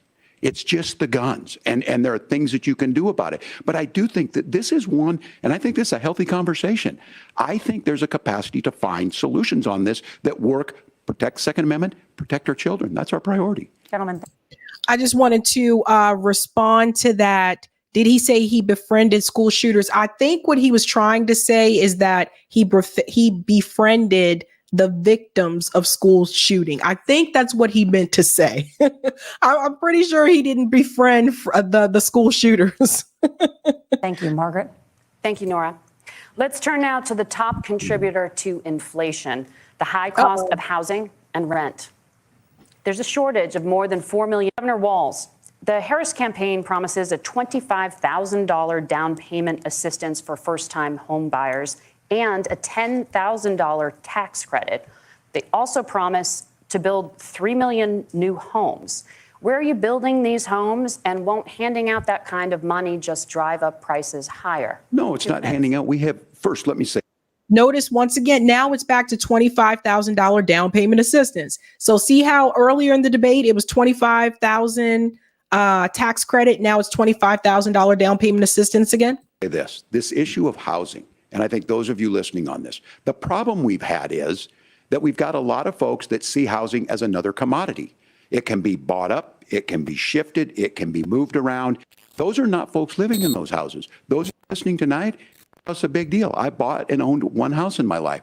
My mom still lives in the house where I was. And when I think of a house, I'm thinking of Christmas services after midnight mass where you go with your family. We need to make it more affordable. And one of the things, as I said, this program that the vice president is pushing forward and bringing a new way of approaching this is something we're doing in Minnesota from that lead. We in the state invested in making sure our housing was the biggest investment that we'd ever made in housing. It starts to make it easier. We cut some of the red tape. Local folks, look, we can't do it at the federal level, but local folks make it easier to build those homes. And then that down payment assistance. I can tell all of you out there, one of the, certainly for me, using the GI Bill was one thing, but a veteran's home loan, the big thing about a veteran's home loan is you don't have to pay the down payment. Those are things that make it there. Now, look, you're going to pay it back and you're going to pay your mortgage. Those are things that we know in the long run, the appreciated value, the generational wealth that's created from it. And I will give Minneapolis an example. Minneapolis is the one city where we've seen the lowest inflation rates. We've seen a 12% increase in stock because we've put some of these things in, and we're implementing a state program to make sure we give some of that down payment assistance. We get it back from people because here's what we know. People with stable housing end up with stable jobs. People with stable housing have their kids able to get to school. All of those things in the long run end up saving our money. And that's the thing that I think we should be able to find some common ground in, but we can't blame immigrants for the only reason. That's not the case that's happening in many cities. The fact of the matter is that we don't have enough naturally affordable housing, but we can make sure that the government's there to help kickstart it, create that base. Governor, but they don't tell you why. And this is the part that I wanted to mention. Aren't you glad you have me doing this? Okay. They don't tell you why we don't have enough affordable housing, right? And more so single family homes. That's because companies like BlackRock have bought a lot of single family homes. They renovate the houses, they jack up the price so that everyday common men and women can't afford them. Okay. So it's one thing to talk about and admit that the housing prices are too high. We all know that. Again, I feel like a lot of these politicians, they tell us things that we already know, but oftentimes they don't tell us the why. I had to tell you the why. So the $25,000 down payment assistance or tax credit, like I said, that's more of a class issue. I try to explain that to people.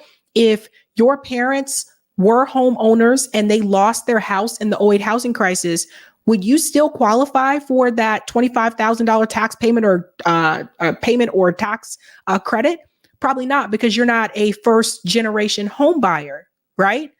See, this is where things get really tricky. This is why I don't like it when they means test things, because it's not your fault that your parents lost their home during the 2008 housing crisis. It's not their fault either. These were predatory lenders that targeted, in particular, low income or middle income Black and brown families, also elders, basically stole their homes from them, right? So there's that. So Tim Walz needs to tell people the why. It's because the companies like BlackRock, now you probably can't do that because you have two former BlackRock execs that are part of Kamala Harris's team. So this is where you run into trouble with the corporate money. This is what I'm saying. If you're not corporately funded, it's easier to call out BlackRock. It's easier to say what I just said. But the ultimate goal should be to outlaw private equity from owning real estate, from owning housing. Until you do that, BlackRock is still going to continue to buy homes. So you can build as many houses that you want, but that's not going to stop BlackRock from buying more homes and jacking up the price. And if you don't fit that criteria that will include you to be a part of that $25,000 down payment or tax credit, you still have to deal with BlackRock. And neither one of them are getting to this. They're not getting to the core issue. Your time is up. Senator Vance, as far as your campaign's position, the promise is to seize federal lands to build homes, remove regulation, provide tax breaks, and cut back on immigration, which you say pushes up prices. Where are you going to build all the new homes you're promising? And what part of any of this plan will provide immediate relief? You have 2 minutes. Well, first of all, Tim just said something that I agree with. We don't want to blame immigrants for higher housing prices, but we do want to blame Kamala Harris for letting in millions of illegal aliens into this country, which does drive up costs, Tim. 25 million illegal aliens competing with Americans for scarce homes is one of the most significant drivers of home prices in the country. It's why we have massive increases in home prices that have happened right alongside massive increases in illegal alien populations. No, you're wrong, JD. Both of you got this wrong. The number one reason is because of companies like BlackRock, who buy the homes. So if I buy a house next door to your house and I renovate it and I jack up the price to $700,000, what does that do to other housing in the neighborhood? That's going to help increase the value for your home. So then if you decide to sell your house, now all of a sudden your house is no longer worth $450,000. Now all of a sudden you might be able to sell your house for $600,000, even though I would look at it and probably say it's not worth that. That's how this works. You can see the same thing with gentrification. You see all these people that are forced out of their neighborhoods because all it takes is for a developer to come into a low-income community and build a luxury, condo complex. And all of a sudden that increases the property value and the property and the rent in that same neighborhood. So now your landlord can no longer charge you $1,500 for your apartment. They got to charge you $2,000. So until you tackle the problem with big money, until you tackle Larry Fink, who owns BlackRock, this is going to continue to be a problem. And you can continue to blame. And this is the thing with JD Vance, what he doesn't understand. The blaming of the working class. People like Larry Fink are sitting back and they're laughing at you. They're laughing and pointing their finger saying, ha, ha, ha. Because he has the working class fighting against each other. He has the immigrant community. And he has American citizens that are part of the same working class fighting each other when he's the one pulling the strings. And that's exactly what they want to happen. So until you go after the big dog, you cannot sit up here and continue to blame the little puppies on the ground that have no control over what is happening above them. Under Kamala Harris's leadership. Now, Tim just mentioned a bunch of ideas.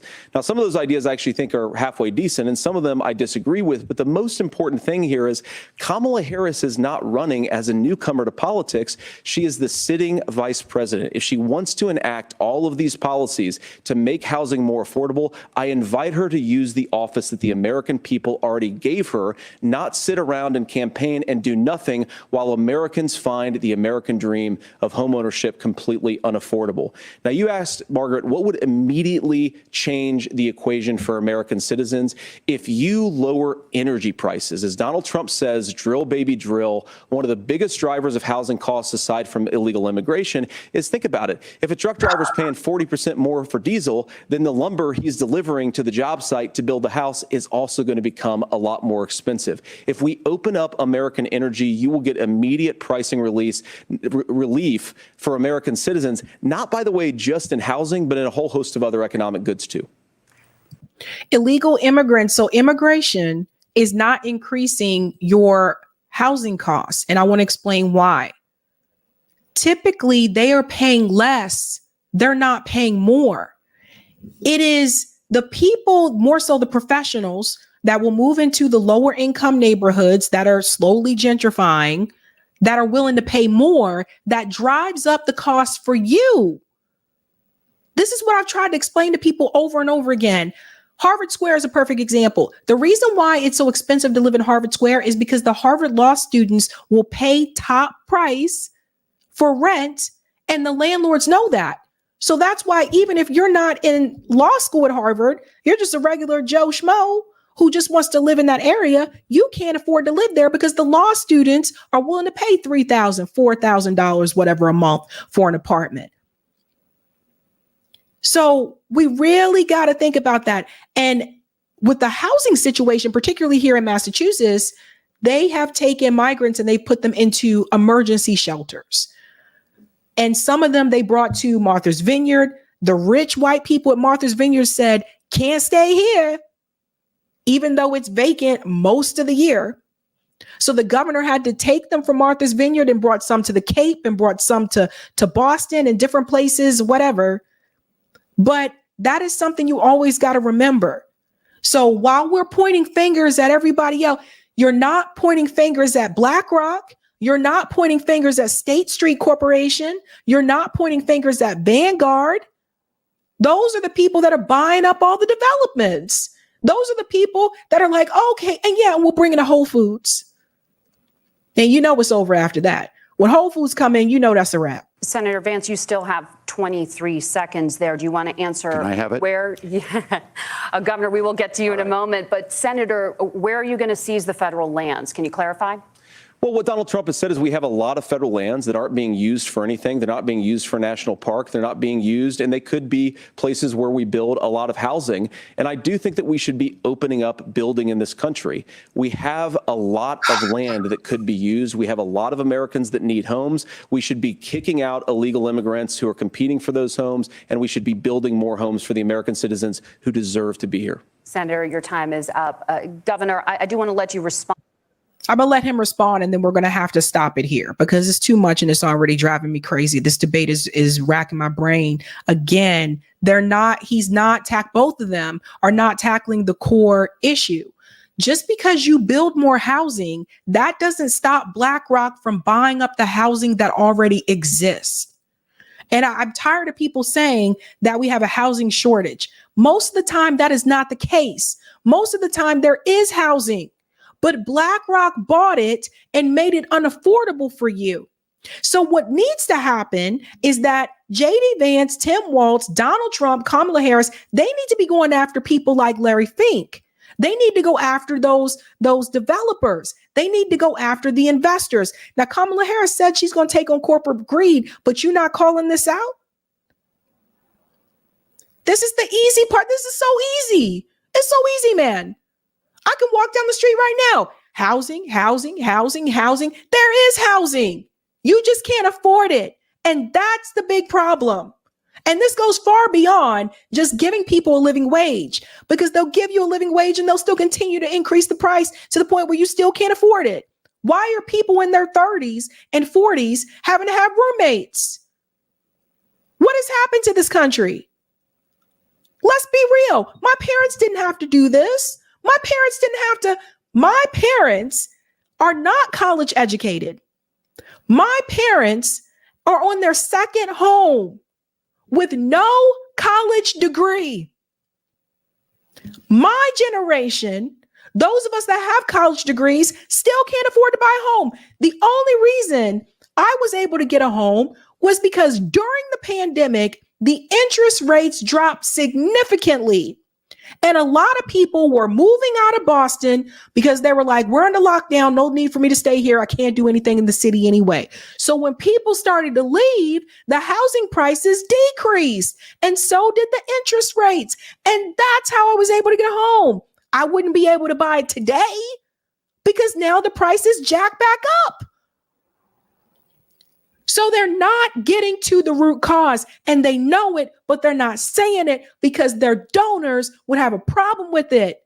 When you're taking money from the people who are causing the problem, it's kind of hard to call them out.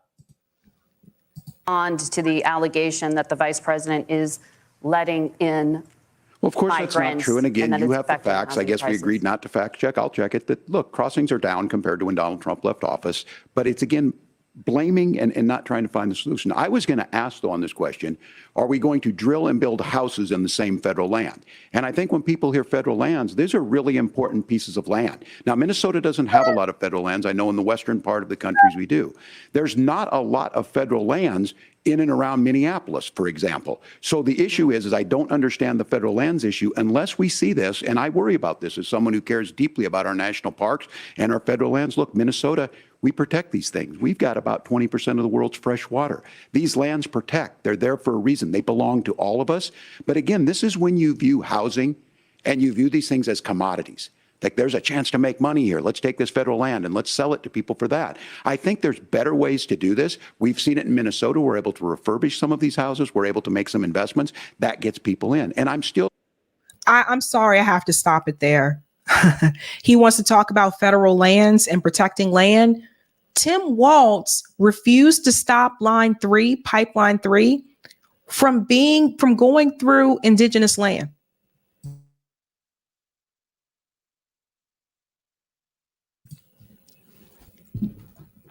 A lot of people don't call it out. A lot of people that support Kamala don't mention this. But I've spoken to people in Minnesota. We'll let it finish here. On the fact on this, economists, Senator Vance, you said you don't like the economists. Which economists are saying that it is immigrants that's adding to the cost? Governor, your time is up, but Senator, on that. And both of you, your time is up because I didn't had it. I've really had it. Like, it's just oh my God. I will say, again, I will give them credit for not making personal attacks towards each other. I think this was more constructive debate. They agreed more than I thought they would disagree. I was kind of surprised by that. But Yeah, buddy. Talk about like not getting to the root causes, And yeah, that's a problem for Sabby. Let's go to the super chats. I don't want to forget about you guys. Thank you, Chris. Libs and conservatives can't threaten us with what happens to us all the time. Standing with the R&F of the longshore workers. Solidarity with the workers. Thanks, Ben. Hi, Sabby. Ben Wellesley for Congress.com, running in 4th Congressional District in Connecticut with the Independent Party. Please have me on the show. Ben, please send me an email. If you did, can you just resend it? Because I'm kind of behind on emails. Sorry, Ben. Shout out to Jamal, who's been a member for 1 month. Honestly, Sabby, I don't know about you, but I think these polls are janky. This is the real media here. You, the revolutionaries, Lee Camp, and Rania Kalik. Oh, thank you. Rania Kalik will be here later this week. You reminded me of that. I'm going to mention that to people. Thank you, Cloudness. Sambo, Sharpton, and Boule sellouts. The gig is up. Do you guys want to do call-in tonight? We can do a brief call-in. I can do that after the show. Curious to hear people's takes on things. Anybody want to do call-in? You can let me know in the chat, and we can do that. I'll go straight into it. Thank you, Flower Bow. Tal Hannon is the man behind the election interference. Google Team George, which was the Israeli comp, any that conducted the campaign. Interesting. Thank you, Jasmine. Democrats are the party of finger pointing and no accountability. Republicans are the party of hustle Christianity. Hustle Christianity. That's a good one. I never heard that before. That's good. Okay, you guys want to do call-in? Okay, we'll do that. Hustle Christianity. Thank you, Cynical. I think this is the point that the Origin movie was trying to make about caste. These PMC blacks want the whites to stop seeing them as black. Like OJ, they want to be judged based on their wealth. Ooh, that's interesting there, Cynical. Thank you, Greatly Blessed, who's been a member for 5 months. The average lifespan of an empire is 250 years. The U.S. is at 248. Yeah, Richard Wolff has talked about this. Thank you, Crimson. If it weren't for religion, Israel wouldn't exist. Thank you, Cian. Trump assassinated Iran's Soleimani in Iraq. That's right. I always forget about that one, but yeah, that's another one. Thank you, Moulin Flower. Trump started a war against American women, yet here is the Green Party ensuring Republicans can become America's Taliban. No, I don't think so, Moulin. I mean, both parties support Israel. I don't think there's no difference with that. FM said the Outback on Two Notch Road. Yes. How do you know, fam? Yes. Outback on Two Notch. Thank you, Cynical. Both Claudia and Cornell removed off the Georgia ballot. Yeah, I heard. It happened to Jill Stein too, but they were able to beat it back. Thank you, Sith Lord. Thanks, Sabby. I share your videos with my students all the time. Keep up the good reporting. I'll be sure to watch my language. Thanks, Jasmine. Wild how they worry about the deficit when it comes to investing in America, but throwing money away on war isn't questioned. No, it's not. Notori says JD looks like the Chucky doll. Does he look good? Does JD Vance look like Chucky? Ouch, ouch, ouch, ouch. Thank you, Mullen. Women are hurting and being killed because of Trump. This is true, but it's not just because of Donald Trump. Women were hurting and being killed also because the Democratic Party reneged on their promise to codify Roe v. Wade. So I hear what you're saying about that. Thank you, JB. Sending this to you because you're sacrificing yourself for us, and for that we thank you. JD Vance is just as opportunistic as Trump. Birds of a feather. Am I right? Waltz is a huge rambler like Joe. Thanks, D. Also, the Dems patron Saint Ruth Ginsburg refused to step down. That is true. That was an ego thing. Thank you, Kevin. Greg Pallas info suppression of black vote in Georgia. I don't know Greg, but I'll look him up. Thank you also, Mulin. Can't donate here no more because dishonest gay man. Dishonest gay men. I don't know who you're talking about. Thanks for this as well. Wasn't Vance once gay, once anti-Trump? I don't know about him being once gay, but yeah, he was anti-Trump. Joel, can you please go over when and how Obama could have codified Roe v. Wade, please? I can talk about that on call-in. I've covered it before on the show, but for the sake of time, I could do it on call-in. Thank you, Kevin. Sources on Catholic/abortion seem dodgy. We'll wait for church historians first. That is some priest broke his celibacy vows needed to cover his po-po. Yeah, there's a whole documentary about it too. So you can Google it and there's articles about that, but there's a whole documentary about it as well. And shout out to Regine Jolly for the super sticker. Yeah. Based. Let me go ahead and set up the call-in room, okay? Yeah. So call in, for those who are new and may not be aware, you get to call in. We use Zoom. I just use Zoom to do it. No, you don't have to show your face. I don't show mine. And you raise your hand if you want to speak. And usually people talk about like the stories we discussed tonight and give their opinion on it. So I just saw one of the comments in the chat and I'm just like, what the heck? Let me put this here. So I'm just setting this up. But I figured with everything, I wasn't going to do call-in tonight, but I figured with everything that happened, whether it's the debate, whether it's Iran, the information about Kamala with the polls with the working class, I figure people may want to chit chat. There we go. I always feel like somebody's watching me and I have no privacy. Oh, when I come home at night, who's watching?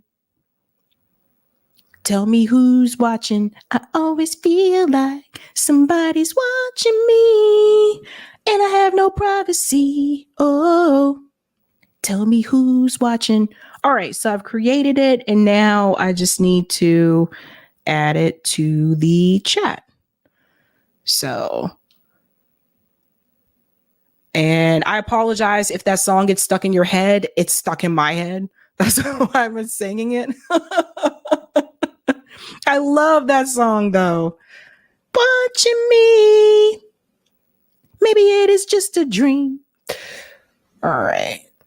80s music is where it's at, fam. Hold on. Sabby After Dark. I'm telling you, 80s music is where it's at. 80s music and 90s too. Like, don't get me wrong. Oh, I was at Kelly's yesterday because I went to see the new Beetlejuice movie. So I was at Kelly's yesterday. I was getting a chicken sandwich like right before I went to the movies. Because we know movies, food, like the price of the movie is really high, right? So anyway, I try to eat before. Anywho, they were playing all 90s music. I'm talking Livin' La Vida Loca. They were playing, what's that song? How Bizarre. Do-do-do, do-do-do. How bizarre, how bizarre. Cruising down the freeway in the hot, hot sun. That was my jam. Okay, let me get the passcode and then we should be good to go. Oh. Watching me, maybe it is just a dream. When I come home at night, who's watching? Doo-doo-doo. Tell me who's watching. Where am I? Okay, passcode. There we go. Let's make sure it works. Maybe it is just a dream. Okay, so I just sent it. Okay, guys, so what we're going to do, it is pinned to the top of the live chat, right up there at the very top. And let me go ahead and open the room. I like to open it while I'm still on screen, just in case something weird happens and people can't get in. And let me just go into the Zoom room here. There we go. Now I know where I'm at. Okay. All right. So I have started the Zoom room. So you should be able to go ahead and get in. I see some people coming in now, and then I will go ahead. just mute yourself when you enter. And I think I'm going to put the passcode down here just in case it asks for it. Because sometimes it does ask for the passcode. Tell me who's watching. Who's watching me? Who's watching you? 668-768-8824. Although some of you are already in, but if you need the passcode for Zoom, it's right there, 768-824. And if you want to speak, the way that this works is you have to raise your hand. And everyone just go ahead and mute yourself. You have to raise your hand. The way that you do that is at the bottom of the screen, there's a option for reactions. Click on reactions and then click raise your hand. So I see some people already have their hand raised, and that's how you do that. And that's pretty much it, folks. Based. And everyone just go ahead and mute yourself. And then we can go ahead and skedoodle over there, folks. All right, guys, we are heading on over to call in. Adios. I will be back live Thursday evening. Ronnie Akalik will be here, I think, early Friday. So I haven't decided if I'm going to do the live Friday or record it, but I'll figure it out. Anyhow, I'll see you again Thursday evening. So have a good night. Keep up the fight.